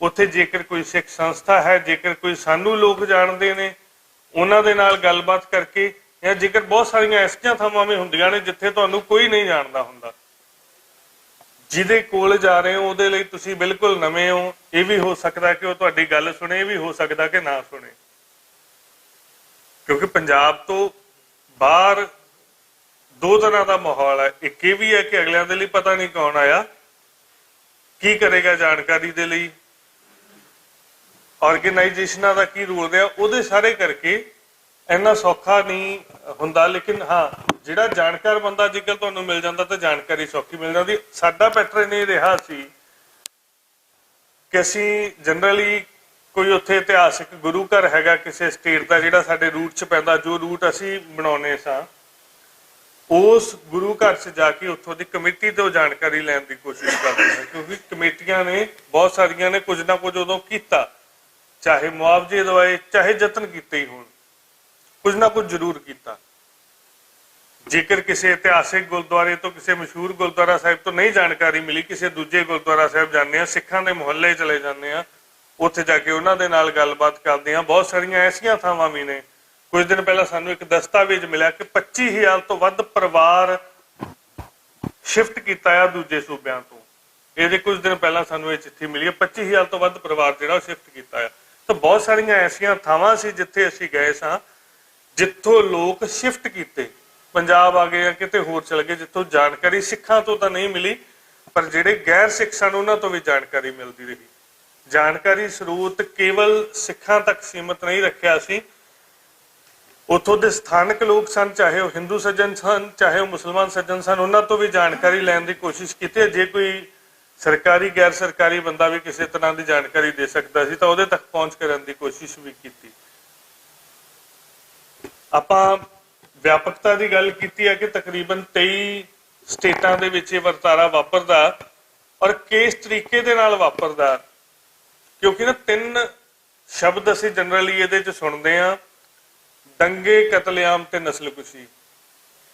ਦੰਗੇ ਜਨਰਲੀ ਉਦੋਂ ਹੁੰਦੇ ਨੇ ਕਿ ਜਦੋਂ ਕੋਈ ਦੋ ਧਿਰਾਂ ਆਪੋ 'ਚ ਲੜ ਪਈਆਂ, ਦੋਨਾਂ ਦੇ ਆਪਣੇ ਕੰਸਰਨ ਹੋਣਗੇ। ਕਤਲੇਆਮ ਜਿਸ ਤਰ੍ਹਾਂ ਦੇ ਨਾਲ ਨਾਦਰ ਸ਼ਾਹ ਹੁਣੀ ਕਰਦੇ ਨੇ ਕਿ ਜਿਹੜਾ ਰਾਹ 'ਚ ਤੁਹਾਡੇ ਆਇਆ ਹਰ ਉਹ ਬੰਦਾ ਤੁਸੀਂ ਮਿਟਾਉਂਦੇ ਜਾਂਦੇ ਹੋ। ਲੇਕਿਨ ਨਸਲਕੁਸ਼ੀ ਦੇ ਵਿੱਚ ਤੁਹਾਡੀ ਪਛਾਣ ਨੂੰ, ਤੁਹਾਡੀ ਦਿੱਖ ਨੂੰ ਨਿਸ਼ਾਨਾ ਬਣਾਇਆ ਜਾਂਦਾ। ਇਸੇ ਤਰ੍ਹਾਂ ਸਿੱਖਾਂ ਦੇ ਕਾਰੋਬਾਰਾਂ ਨੂੰ ਨਿਸ਼ਾਨਾ ਬਣਾਇਆ ਗਿਆ। ਤੀਜੀ ਚੀਜ਼, ਪਹਿਲੀ ਗੱਲ ਤਾਂ ਫਿਜ਼ੀਕਲੀ ਕਿੰਨਾ ਨੁਕਸਾਨ ਕਰ ਸਕਦੇ, ਦੂਸਰਾ ਮੈਂਟਲੀ, ਤੀਸਰਾ ਤੁਹਾਨੂੰ ਇਕਨੋਮਿਕਲੀ ਕਿੱਥੋਂ ਤੱਕ ਟਾਰਗੇਟ ਕਰ ਸਕਦੇ ਨੇ। ਬਹੁਤ ਸਾਰੀਆਂ ਐਸੀਆਂ ਥਾਵਾਂ ਸਨ ਜਿੱਥੇ ਸਾਡੇ ਕਾਰੋਬਾਰ, ਜਿਵੇਂ ਮੈਂ ਚੰਡੀਗੜ੍ਹ ਦੀ ਉਦਾਹਰਨ ਲੈ ਲਵਾਂ ਕਿ ਚੰਡੀਗੜ੍ਹ 'ਚ ਸਭ ਤੋਂ ਚੰਗਾ ਕਾਰੋਬਾਰ ਰਿਟੇਲ ਦਾ ਸਿੱਖਾਂ ਦਾ ਹੋਵੇ। ਰਾਜ ਮੁਹੱਲਾ ਇੰਦੌਰ ਦੇ ਵਿੱਚ ਉੱਥੇ ਟਿੰਬਰ ਮਾਰਕੀਟ ਹੈ, ਗੁਰੂ ਨਾਨਕ ਟਿੰਬਰ ਮਾਰਕੀਟ ਸੀਗੀ। 80% ਕੰਮ ਜਿਹੜਾ ਸਿੱਖਾਂ ਦੇ ਕੋਲੇ ਸੀਗਾ, ਹੁਣ ਤਕਰੀਬਨ 15% ਸਿੱਖਾਂ ਦੇ ਕੋਲੇ। ਇੰਦੌਰ ਦੇ ਵਿੱਚ ਉਸ ਵੇਲੇ ਦਾ ਨੁਕਸਾਨ 4 ਕਰੋੜ 72 ਲੱਖ ਦਾ ਹੈ। ਜਦੋਂ ਉਹਨੂੰ ਮਹਿੰਗਾਈ ਦੀ ਦਰ ਦੇ ਨਾਲ ਕਰਕੇ ਅੱਜ ਦੇ ਸਮੇਂ 'ਚ ਦੇਖਦੇ ਹੋ ਤਾਂ ਤਕਰੀਬਨ 70 ਕਰੋੜ 60 ਲੱਖ ਦੇ ਕਰੀਬ ਬਣਦਾ ਇਕੱਲੇ ਇੰਦੌਰ ਸ਼ਹਿਰ। ਇਕਨੋਮਿਕਲੀ ਤੁਹਾਨੂੰ ਬਹੁਤ ਵੱਡੀ ਸੱਟ ਦੇਣ ਦੀ ਜਿਹੜੀ ਉਸ ਵੇਲੇ ਕੋਸ਼ਿਸ਼ ਕੀਤੀ ਗਈ ਹੈ। ਫਿਰ ਉਸ ਤੋਂ ਬਾਅਦ ਅਗੇਨ ਮਾਨਸਿਕ, ਜਿਹੜੀ ਮੈਂ ਦੂਸਰੀ ਗੱਲ ਕੀਤੀ ਸੀ, ਮੁਆਵਜ਼ਿਆਂ ਦੇਣ ਵੇਲੇ ਉਹਨਾਂ ਨੂੰ ਇਸ ਤਰੀਕੇ ਲਮਕਾਇਆ ਗਿਆ, ਸਾਡੇ ਲੋਕਾਂ ਨੂੰ ਇਸ ਤਰੀਕੇ ਜਲੀਲ ਕੀਤਾ ਗਿਆ ਕਿ ਲੰਮਾ ਸਮਾਂ ਇਹਨਾਂ ਨੂੰ ਮਾਨਸਿਕ ਪੀੜ ਜਿਹੜੀ ਆ ਉਹ ਦਿੱਤੀ ਜਾਂਦੀ ਰਹੇ। ਤਾਂ ਇਹ ਤਾਂ ਕੁਝ ਵਿਧੀਆਂ ਸਨ ਜਾਂ ਇਹ ਤਰੀਕਾਕਾਰ ਸਨ ਜਿਨ੍ਹਾਂ ਨੂੰ ਫੋਲੋ ਕੀਤਾ ਗਿਆ ਉਹਨਾਂ ਦੇ ਵੱਲੋਂ। ਦੂਸਰੀ ਗੱਲ ਆ ਜਾਂਦੀ ਰਾਜਸੀ ਲੋਕਾਂ ਦੀ ਸ਼ਮੂਲੀਅਤ ਦੀ। ਰਾਜਸੀ ਲੋਕਾਂ ਦੀ ਸ਼ਮੂਲੀਅਤ ਤੋਂ ਬਾਅਦ ਆਪਾਂ ਪੁਲਿਸ ਦੀ ਸ਼ਮੂਲੀਅਤ ਦੀ ਗੱਲ ਵੀ ਕਰਾਂਗੇ। ਸਾਡੇ ਬਹੁਤਿਆਂ ਦੇ ਧਿਆਨ ਦੇ ਵਿੱਚ ਤਕਰੀਬਨ ਇਹ ਗੱਲ ਹੈ ਕਿ ਸ਼ਾਇਦ ਇਕੱਲੀ ਕਾਂਗਰਸ ਇਹਦੇ 'ਚ ਸ਼ਾਮਲ ਸੀ, ਪਰ ਇਕੱਲੀ ਕਾਂਗਰਸ ਇਹਦੇ 'ਚ ਸ਼ਾਮਲ ਨਹੀਂ ਸੀ। ਜਿੰਨੀ ਜਗ੍ਹਾ ਗਏ ਆ ਉੱਥੋਂ ਜਾਣਕਾਰੀ ਇਹ ਮਿਲੀ ਕਿ ਇਹਦੇ ਵਿੱਚ ਕਾਂਗਰਸ ਵੀ ਸੀ, ਇਹਦੇ 'ਚ ਬੀਜੇਪੀ ਵੀ ਸੀਗੀ, ਇਹਦੇ 'ਚ ਕਮਿਊਨਿਸਟ ਧਿਰਾਂ ਵੀ ਸਨ। ਹਾਲਾਂਕਿ ਜੋਤੀ ਬਾਸੂ ਹੋਣਾ ਨੇ ਕਲਕੱਤੇ ਔਰ ਐਨਟੀ ਰਾਮਾਰਾਓ ਨੇ ਤੇਲਗੂ ਦੇਸ਼ਮ ਪਾਰਟੀ ਦੇ ਆਂਧਰਾ ਪ੍ਰਦੇਸ਼ ਦੇ ਵਿੱਚ ਐਨਟੀ ਰਾਮਾਰਾਓ, ਉਹਨਾਂ ਦੀ ਭੂਮਿਕਾ ਬਹੁਤ ਸੋਹਣੀ ਰਹੀ ਹੈ। ਪਰ ਇਹਨਾਂ ਦੋ ਸਟੇਟਾਂ ਤੋਂ ਇਲਾਵਾ ਫਿਲਹਾਲ ਦੇ ਮੈਂ ਕਹਾਂ ਤਾਂ ਬਾਕੀ ਜਗ੍ਹਾ ਬੀਜੇਪੀ ਵੀ ਉਨੀ ਸ਼ਾਮਲ ਸੀ, ਉਨੀ ਕਾਂਗਰਸ ਸੀ, ਉਨੀਆਂ ਜਿਹੜੀਆਂ ਕੋਈ ਹੋਰ ਰਾਜਨੀਤਿਕ ਧਿਰਾਂ ਨੇ ਉਹ ਵੀ ਸ਼ਾਮਲ ਸਨ। ਅੱਗੇ ਚੱਲਦੇ ਹਾਂ ਜੀ ਇਸ ਤੋਂ। ਅੱਛਾ, ਇਹਦੇ 'ਚ ਦਿੱਲੀ ਵਾਲਿਆਂ ਦਾ ਸਾਨੂੰ ਬਹੁਤਿਆਂ ਦਾ ਪਤਾ ਹੈਗਾ। ਸੱਜਣ ਕੁਮਾਰ ਸੀ, ਉਹ ਜਗਦੀਸ਼ ਟਾਈਟਲਰ ਸੀ, ਕਮਲਨਾਥ ਹੋਣੀ ਸੀ। ਇਸੇ ਤਰ੍ਹਾਂ ਹੀ ਬਾਕੀ ਸਟੇਟਾਂ ਦੇ ਵਿੱਚ ਵੀ, ਜਿਵੇਂ ਅਸੀਂ ਜਦੋਂ ਮੱਧ ਪ੍ਰਦੇਸ਼ ਦੇ ਗਵਾਲੀਅਰ ਦੀ ਗੱਲ ਕਰਦੇ ਹਾਂ ਤਾਂ ਉੱਥੇ ਨਰਿੰਦਰ ਰਾਏ ਤੇ ਰਜਿੰਦਰ ਤੋਮਰ ਸਨ, ਉੱਥੋਂ ਦੇ ਐਮਪੀ ਤੇ ਐਮਐਲਏ ਸਨ। ਇਹਨਾਂ ਦੀ ਅਗਵਾਈ ਦੇ ਵਿੱਚ ਹਮਲੇ ਹੋਏ। ਇਹਨਾਂ ਦੀਆਂ ਸਰਕਾਰੀ ਜੀਪਾਂ 'ਚੋਂ ਤੇਲ ਕੱਢ ਕੇ ਪੈਟਰੋਲ ਬੰਬ ਬਣਾ ਕੇ ਸਿੱਖਾਂ ਦੇ ਘਰਾਂ ਦੇ ਉੱਤੇ ਸੁੱਟੇ ਜਾਂਦੇ ਰਹੇ। ਸਬਲਗੜ੍ਹ ਹੈ ਮੱਧ ਪ੍ਰਦੇਸ਼ ਦੇ ਵਿੱਚ, ਉੱਥੇ ਵਿਧਾਇਕ ਸੀ ਮਿਹਰਬਾਨ ਸਿੰਘ ਰਾਵਤ। ਸਬਲਗੜ੍ਹ ਦਾ ਗੁਰਦੁਆਰਾ ਸਾਹਿਬ ਖਤਮ ਕਰ ਦਿੱਤਾ ਜਾਂਦਾ ਇੱਕ ਵਾਰ ਜਦੋਂ ਹਮਲਾ ਕੀਤਾ ਜਾਂਦਾ ਹੈ, ਸਰੂਪ ਦੀ ਬੇਅਦਬੀ ਕੀਤੀ ਜਾਂਦੀ ਹੈ। ਕੁਝ ਸਮਾਂ ਬਾਅਦ ਸਿੱਖ ਉੱਥੇ ਗੁਰਦੁਆਰਾ ਸਾਹਿਬ ਦੁਬਾਰਾ ਬਣਾਉਣ ਦੀ ਕੋਸ਼ਿਸ਼ ਕਰਦੇ ਹੈ। ਜਦੋਂ ਉੱਥੇ ਗੁਰਦੁਆਰਾ ਸਾਹਿਬ ਦੁਬਾਰਾ ਬਣਾਉਣ ਦੀ ਕੋਸ਼ਿਸ਼ ਕਰਦੇ ਆ ਤਾਂ ਮਿਹਰਬਾਨ ਸਿੰਘ ਰਾਵਤ ਕੀ ਕਰਦਾ ਆ, ਕਬਰਿਸਤਾਨ ਗੁਰਦੁਆਰਾ ਸਾਹਿਬ ਦੇ ਬਿਲਕੁਲ ਨੇੜੇ ਆ, ਉਹਦੀ ਕਮੇਟੀ ਦੇ ਨਾਲ ਸਾਂਝ ਪਾ ਕੇ ਗੁਰਦੁਆਰਾ ਸਾਹਿਬ ਦੀ ਜਗ੍ਹਾ ਤੇ ਕਬਜ਼ਾ ਕਰਵਾਉਣ ਦੀ ਕੋਸ਼ਿਸ਼ ਕਰਦਾ ਤੇ ਗੁਰਦੁਆਰਾ ਸਾਹਿਬ ਬਣਾਉਣ ਤੋਂ ਰੋਕਦਾ ਹੈ। ਉਹੀ ਗੱਲ ਕਿ ਜਦੋਂ ਵਿਰੋਧੀ ਇੱਕੋ ਹੋਵੇ ਤਾਂ ਦੁਸ਼ਮਣ ਦੇ ਨਾਲ ਹੱਥ ਵੀ ਮਿਲਾ ਲਿਆ ਜਾਂਦਾ। ਹਾਲਾਂਕਿ ਇਹ ਜਿਵੇਂ ਹੁਣੇ ਰਾਜਸਥਾਨ ਵਾਲੀ ਆਪਣੀ ਗੱਲ ਹੋਈ ਕਿ ਉਹਨੇ ਕਿਹਾ ਕਿ ਮੈਂ ਤਾਂ ਮੁਸਲਮਾਨਾਂ ਦੇ ਲਈ ਕਿਹਾ ਸੀਗਾ। ਇੱਥੋਂ ਦੀ ਬਹੁ ਗਿਣਤੀ ਤੇ ਮੁਸਲਮਾਨਾਂ ਨੂੰ ਚਾਹੇ ਦੁਸ਼ਮਣ ਵਜੋਂ ਦੇਖਦੀ ਹੈ, ਪਰ ਉਦੋਂ ਮੈਂ ਹਾਕਮ ਧਿਰ ਦੀ ਗੱਲ ਕਰ ਰਿਹਾ ਹਾਂ ਤਾਂ ਉਦੋਂ ਉਹਨੇ ਮੁਸਲਮਾਨਾਂ ਦੇ ਨਾਲ ਹੱਥ ਮਿਲਾ ਕੇ ਗੁਰਦੁਆਰਾ ਸਾਹਿਬ ਨੂੰ ਕਬਰਿਸਤਾਨ ਦੇ ਵਿੱਚ ਬਦਲਣ ਦੀ ਕੋਸ਼ਿਸ਼ ਵੀ ਕੀਤੀ। ਮਿਹਰਬਾਨ ਸਿੰਘ ਰਾਵਤ ਉਹਦੇ 'ਚ ਇਨਵੋਲਵ ਹੋਇਆ। ਇਸੇ ਤਰ੍ਹਾਂ ਸੰਸਾਰ ਚੰਦ ਭਨੋਟ ਹੈ, ਉਹ ਸੰਸਾਰ ਚੰਦ ਭਨੋਟ ਭਰਾ ਆ ਮਹਿੰਦਰਗੜ੍ਹ ਦੇ ਵਿੱਚ। ਸੰਸਾਰ ਚੰਦ ਭਨੋਟ ਗੁਰੂ ਸਾਹਿਬ ਦੇ ਸਰੂਪ ਦੇ ਉੱਤੇ ਸਰੂਪ ਦੀ ਬੇਅਦਬੀ ਕਰਦਾ। ਮੈਂ ਇਹ ਬੋਲਾਂ ਵੀ ਨਾ ਕਿ ਕਿਸ ਤਰ੍ਹਾਂ ਦੇ ਨਾਲ ਉਹਨੇ ਬੇਅਦਬੀ ਕੀਤੀ। ਸੋ ਰਾਜਨੀਤਿਕ ਲੋਕਾਂ ਦੀ ਇਸ ਤਰ੍ਹਾਂ ਦੀ ਸ਼ਮੂਲੀਅਤ ਰਹੀ ਹੈ। ਜਿੱਥੋਂ ਤੱਕ ਪੁਲਿਸ ਦੀ ਸ਼ਮੂਲੀਅਤ ਦੀ ਗੱਲ ਕਰਾਂ ਇਹਦੇ ਵਿੱਚ ਹੀ ਮੈਂ, ਅੱਛਾ, ਰਾਜਨੀਤਿਕ ਲੋਕਾਂ ਦੀ ਨਾ ਪੱਖੀ ਸ਼ਮੂਲੀਅਤ ਦੀ ਗੱਲ ਕੀਤੀ। ਹਾਂ, ਪੱਖੀ ਦੀ ਸ਼ਮੂਲੀਅਤ ਆ ਮੈਂ ਪਹਿਲਾਂ ਤੁਹਾਨੂੰ ਦੱਸ ਚੁੱਕਿਆ ਕਿ ਕੁਝ ਥਾਵਾਂ ਤੇ ਜਿਹੜੇ ਕੁਝ ਚੰਗੇ ਸੱਜਣ ਸਨ, ਚਾਹੇ ਉਹ ਜੋਤੀ ਬਾਸੂ ਸੀ, ਚਾਹੇ ਉਹ ਐਨਟੀ ਰਾਮਾਰਾਓ ਹੋਣੀ ਸਨ ਤੇਲਗੂ ਦੇਸ਼ਮ ਪਾਰਟੀ ਵਾਲੇ। ਐਨਟੀ ਰਾਮਾਰਾਓ ਨੇ ਆਂਧਰਾ ਪ੍ਰਦੇਸ਼ ਦੇ ਵਿੱਚ ਰਾਜਮੁੰਦਰੀ ਤੇ ਤੱਲਾਪੁਰੀ ਹੈ, ਦੋ ਸ਼ਹਿਰ ਬੜੇ ਮਸ਼ਹੂਰ ਨੇ। ਇਹ ਤਿੰਨ ਹੀ ਸੂਬਿਆਂ ਦੇ ਵਿੱਚ, ਉੱਥੇ ਤਿੰਨ ਸ਼ਹਿਰਾਂ ਦੇ ਵਿੱਚ ਸਿੱਖਾਂ ਦੀ ਆਬਾਦੀ ਸੀ, ਏਲੂਰੂ, ਰਾਜਮੁੰਦਰੀ ਤੇ ਤੱਲਾਪੁਰੀ। ਤੱਲਾਪੁਰੀ ਦੇ ਵਿੱਚ ਇੱਕੋ ਸਿੱਖ ਦੀ ਦੁਕਾਨ ਸੀਗੀ। ਰਾਜਮੁੰਦਰੀ ਦਾ ਉਹ ਰਹਿਣ ਵਾਲਾ ਸੀ ਤੇ ਤੱਲਾਪੁਰੀ 'ਚ ਉਹਦੀ ਦੁਕਾਨ ਸੀਗੀ। ਉਹਦੀ ਘਰ ਵਾਲੀ ਨੂੰ ਜਵਾਕ ਹੋਣ ਵਾਲਾ ਸੀ ਤੇ ਉਹਨੂੰ ਰਾਜਮੁੰਦਰੀ ਵਾਪਸ ਭੇਜ ਦਿੰਦਾ 15 ਕੁ ਦਿਨ ਪਹਿਲਾਂ ਹਮਲੇ ਤੋਂ। ਜਦੋਂ ਹਮਲਾ ਹੁੰਦਾ ਤੇ ਉਹ ਵੀ ਉੱਥੋਂ ਵਾਪਸ ਰਾਜਮੁੰਦਰੀ ਚਲਾ ਜਾਂਦਾ ਤੱਲਾਪੁਰੀ। ਜਦੋਂ ਵਾਪਸ ਆਉਂਦਾ ਉਹ ਸਿੰਘ ਦੱਸਦਾ ਕਿ ਮੇਰੇ ਮਨ 'ਚ ਏਦਾਂ ਦੇ ਖਿਆਲ ਚੱਲਦੇ ਸਨ ਕਿ ਮੇਰੇ ਜਾਂਦਿਆਂ ਨੂੰ ਤੇ ਸਾਰਾ ਕੁਝ ਖਤਮ ਹੋਇਆ ਪਿਆ ਹੋਣਾ। ਤੇ ਜਦੋਂ ਉਹ ਆਪਣੀ ਦੁਕਾਨ ਦੇ ਬਾਹਰ ਪਹੁੰਚਦਾ ਤੇ ਉਹ ਦੇਖਦਾ ਕਿ ਅੱਗੇ ਦੋ ਪੁਲਿਸ ਵਾਲੇ ਬੈਠੇ ਹੋਏ ਨੇ। ਉਹ ਕਹਿੰਦਾ, ਮੈਂ ਉਹਨਾਂ ਨੂੰ ਪੁੱਛਿਆ ਵੀ ਤੁਸੀਂ ਕਿਵੇਂ ਬੈਠੇ ਹੋ? ਕਹਿੰਦੇ ਕਿ ਸਾਡੀ ਡਿਊਟੀ ਲੱਗੀ ਹੈ ਸਰਕਾਰ ਵੱਲੋਂ ਤੁਹਾਡੀ ਦੁਕਾਨ ਦੀ ਰਾਖੀ ਕਰਨ ਦੀ। ਕਹਿੰਦਾ, ਮੈਂ ਕਿਹਾ ਚਲੋ ਸ਼ੁਕਰ ਹੈ ਦੁਕਾਨ ਬਚੀ ਤੇ ਮੈਂ ਇੱਥੋਂ ਘਰੇ ਚੱਲਦਾ। ਘਰ ਨੂੰ ਜਾਣਾ ਤੇ ਮੇਰੇ ਧਿਆਨ 'ਚ ਇਹ ਹੁੰਦਾ ਕਿ ਮੇਰਾ ਘਰ ਤਾਂ ਲੁੱਟਿਆ ਗਿਆ ਹੋਵੇਗਾ, ਸਾੜਿਆ ਗਿਆ ਹੋਵੇਗਾ। ਘਰ ਜਾਣਾ ਤਾਂ ਘਰ ਵੀ ਪੁਲਿਸ ਤਾਇਨਾਤ ਸੀਗੀ। ਮੈਂ ਉਹਨਾਂ ਨੂੰ ਕਿਹਾ ਜਾ ਕੇ ਕਿ ਫਿਲਹਾਲ ਹੁਣ ਮੈਨੂੰ ਜ਼ਰੂਰਤ ਨਹੀਂ ਹੈ, ਤੁਸੀਂ ਜਾ ਸਕਦੇ ਹੋ। ਉਹ ਕਹਿੰਦਾ ਕਿ ਨਹੀਂ, ਇੱਦਾਂ ਨਹੀਂ, ਤੈਨੂੰ ਥਾਣੇ ਜਾਣਾ ਪਵੇਗਾ, ਉੱਥੇ ਜਾ ਕੇ ਲਿਖਤੀ ਬਿਆਨ ਦੇਣਾ ਪਵੇਗਾ, ਉਸ ਤੋਂ ਬਾਅਦ ਅਸੀਂ ਇੱਥੋਂ ਵਾਪਸ ਜਾਵਾਂਗੇ। ਉਹ ਥਾਣੇ ਜਾਂਦਾ ਹੈ, ਥਾਣੇਦਾਰ ਉੱਥੋਂ ਦਾ ਕਹਿੰਦਾ ਕਿ ਜੇਕਰ ਹੁਣ ਤਾਂ ਹੋਰ ਵੀ ਲੋੜ ਹੈਗੀ ਆ ਤਾਂ ਦੱਸ ਦੇ। ਉਹ ਉੱਥੇ ਧੰਨਵਾਦ ਕਰਕੇ ਵਾਪਸ ਆਉਂਦਾ, ਆਪਣਾ ਕਾਰੋਬਾਰ ਸ਼ੁਰੂ ਕਰਦਾ ਹੈ। ਇੱਕ ਤਾਂ ਇਸ ਤਰ੍ਹਾਂ ਦੀ ਸਹੂਲਤ, ਇਸ ਤਰ੍ਹਾਂ ਦੀ ਜਿਹੜੀ ਸਹਾਇਤਾ ਆ ਕੁਝ ਚੰਗੇ ਰਾਜਨੀਤਿਕ ਆਗੂਆਂ ਨੇ ਪ੍ਰੋਵਾਈਡ ਵੀ ਕੀਤੀ। ਇੱਕ ਹੋਰ ਇਹਦੇ 'ਚ ਬੜੀ ਇੰਪੋਰਟੈਂਟ ਗੱਲ ਆ, ਸਾਡਾ ਪਿਛਲੇ ਸਮੇਂ ਦੇ ਵਿੱਚ ਨਾ ਇੱਕ ਧਾਰਨਾ ਬੜੀ ਬਣੀ ਕਿ ਸਿੱਖ ਆਪਣੀ ਕਾਬਲੀਅਤ ਵਧਾ ਲੈਣ, ਉਹਦੇ ਨਾਲ ਸ਼ਾਇਦ ਸਾਡੇ ਤੇ ਹਮਲੇ ਨਹੀਂ ਹੋਣਗੇ। ਮੈਂ ਤਿੰਨ ਵੱਡੇ ਜ਼ਿਕਰ ਕਰ ਦਿੰਦਾ। ਕੁਝ ਹੱਦ ਤੱਕ ਤੇ ਇਹ ਗੱਲ ਠੀਕ ਹੈ, ਸਰਦਾਰ ਉਜਾਗਰ ਸਿੰਘ ਨੇ ਮਦੁਰਈ ਦੇ ਵਿੱਚ ਬਹੁਤ ਹੈਲਪ ਕੀਤੀ ਸਿੱਖਾਂ ਦੀ। ਜਿੰਨੇ ਸਿੱਖ ਮਦੁਰਈ ਦੇ ਵਿੱਚ ਬੱਚੇ ਨੇ ਉਹ ਸਰਦਾਰ ਉਜਾਗਰ ਸਿੰਘ IAS ਦੇ ਕਰਕੇ ਬੱਚੇ ਨੇ। ਕੁਝ ਹੱਦ ਤੱਕ ਤੇ ਇਹ ਗੱਲ ਠੀਕ ਹੈ, ਪਰ ਗਿਆਨੀ ਜੈਲ ਸਿੰਘ ਹੁਣੀ ਇੰਦਰਾ ਗਾਂਧੀ ਦੇ ਉੱਤੇ ਹਮਲਾ ਹੋਣ ਤੋਂ ਬਾਅਦ ਸਫਦਰ ਜੰਗ ਦੇ ਵਿੱਚ ਜਾਂਦੇ ਨੇ ਤੇ ਉਹਨਾਂ ਦੇ ਕਾਫਲੇ ਤੇ ਹਮਲਾ ਹੁੰਦਾ ਹੈ। ਏਅਰ ਮਾਰਸ਼ਲ ਅਰਜਨ ਸਿੰਘ ਨੂੰ ਕਿਸੇ ਦੇ ਘਰ ਲੁੱਕ ਕੇ ਜਾਨ ਬਚਾਉਣੀ ਪੈਂਦੀ। ਇਦੋਂ ਵੱਡੇ ਕਾਬਲ ਬੰਦੇ ਵੀ ਕਿੰਨੇ ਕੁ ਤਿਆਰ ਕਰ, ਤਾਂ ਹੋਰ ਕਾਰਨਾਂ ਨੂੰ ਦੇਖਣਾ ਜ਼ਰੂਰੀ ਹੈ। ਸਾਨੂੰ ਬਹੁਤ ਸਾਰੇ ਇਦਾਂ ਦੇ ਸੱਜਣ ਮਿਲੇ ਜਿਨ੍ਹਾਂ ਨੇ ਗੱਲ ਕਹੀ ਕਿ ਪਹਿਲਾਂ ਸਾਨੂੰ ਇੰਜ ਲੱਗਦਾ ਸੀ ਕਿ ਸੰਤ ਲੋਕਾਂ ਦੇ ਮੁੰਡੇ ਬਣਾਊਗਾ। ਇਹ ਉਹਨਾਂ ਦੀ ਸ਼ਬਦਾਵਲੀ ਸੀ, ਮੈਂ ਬਿਲਕੁਲ ਹੂਬਹੂ ਹੀ ਸ਼ਬਦਾਵਲੀ ਵਰਤ ਰਿਹਾ। ਸਾਨੂੰ ਲੱਗਦਾ ਸੀ ਕਿ ਸੰਤ ਨੇ ਲੋਕਾਂ ਦੇ ਮੁੰਡੇ ਬਣਾਉਣੇ ਨੇ, ਪਰ ਜਦੋਂ ਸਾਡੇ ਨਾਲ ਵਾਪਰੀ ਸਾਨੂੰ ਉਦੋਂ ਲੱਗਿਆ ਕਿ ਸੰਤ ਠੀਕ ਸਨ। ਜ਼ਿਆਦਾਤਰ ਨੁਕਸਾਨ ਹੀ ਉਹਨਾਂ ਸਿੱਖਾਂ ਦਾ ਹੋਇਆ ਜਿਹੜੇ ਸਿੱਖ ਇਸ ਭੁਲੇਖੇ 'ਚ ਸਨ ਕਿ ਸਾਡਾ ਮਿਲਵਰਤਨ ਬਹੁਤ ਚੰਗਾ ਆ ਅਨੁਮਾਨ ਦੇ ਵਿੱਚ। ਬਹੁਤੀ ਜਗ੍ਹਾ ਨੁਕਸਾਨ ਉਹਨਾਂ, ਜਾਂ ਤਾਂ ਉਹ ਵੇਚਲੇ ਸਨ ਤੇ ਜਾਂ ਜਿਨ੍ਹਾਂ ਨੂੰ ਇਹ ਸੀ ਕਿ ਸਾਡਾ ਮਿਲਵਰਤਨ ਬਹੁਤ ਚੰਗਾ।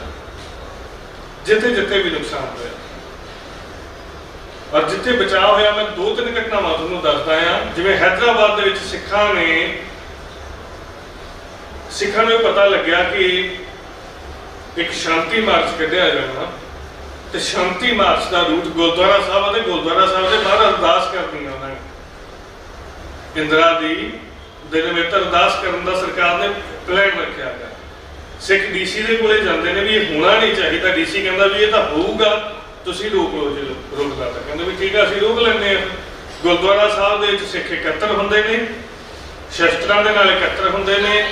ਗੁਰਦੁਆਰਾ ਸਾਹਿਬ ਤੋਂ ਇਹ ਅਨਾਉਂਸ ਕਰ ਦਿੱਤਾ ਜਾਂਦਾ ਕਿ ਭਾਈ ਹੁਣ ਅੱਗੇ ਤੁਸੀਂ ਦੇਖ ਲਿਓ, ਤੁਸੀਂ ਉਹਦੀ ਸੁਰੱਖਿਆ ਦੇ ਆਪ ਜ਼ਿੰਮੇਵਾਰ ਹੋਵੋਗੇ। ਰੂਟ ਬਦਲ ਦਿੱਤਾ ਜਾਂਦਾ। ਇਸੇ ਤਰ੍ਹਾਂ ਹੋਰ ਕੁਝ ਥਾਵਾਂ ਸਨ ਜਿੱਥੇ ਸਿੱਖਾਂ ਨੇ ਜੀਪਾਂ ਤੇ ਟਰੱਕਾਂ ਤੇ ਹਥਿਆਰਬੰਦ ਮਾਰਚ ਕੱਢੇ ਤੇ ਉਹਨਾਂ ਤੇ ਹਮਲਾ ਨਹੀਂ ਹੋਇਆ। ਕਮਰੀਆ ਇੱਕ ਜਗ੍ਹਾ ਹੈ ਜਬਲਪੁਰ ਦੇ ਵਿੱਚ, ਉੱਥੇ ਸਰਦਾਰ ਮਨਜੀਤ ਸਿੰਘ ਦਾ ਘਰ ਸੀਗਾ। ਉਹਨਾਂ ਦੇ ਘਰ ਦੇ ਵਿੱਚ ਕੁਝ ਸਿਲੰਡਰ ਪਏ ਸਨ। ਖੁਦ ਉਹ ਆਪਣੇ ਗੁਆਂਢੀ ਯਾਦਵ ਦੇ ਘਰ ਸਨ। ਉਹਨਾਂ ਦੇ ਘਰ ਨੂੰ ਅੱਗ ਲਾ ਦਿੱਤੀ ਗਈ ਤੇ ਇੱਕ ਸਿਲੰਡਰ ਫਟ ਗਿਆ। ਇਲਾਕੇ ਦੇ ਵਿੱਚ ਇਹ ਦਹਿਸ਼ਤ ਫੈਲ ਗਈ ਵੀ ਉਹਨਾਂ ਦੇ ਘਰ ਬੰਦ ਨੇ।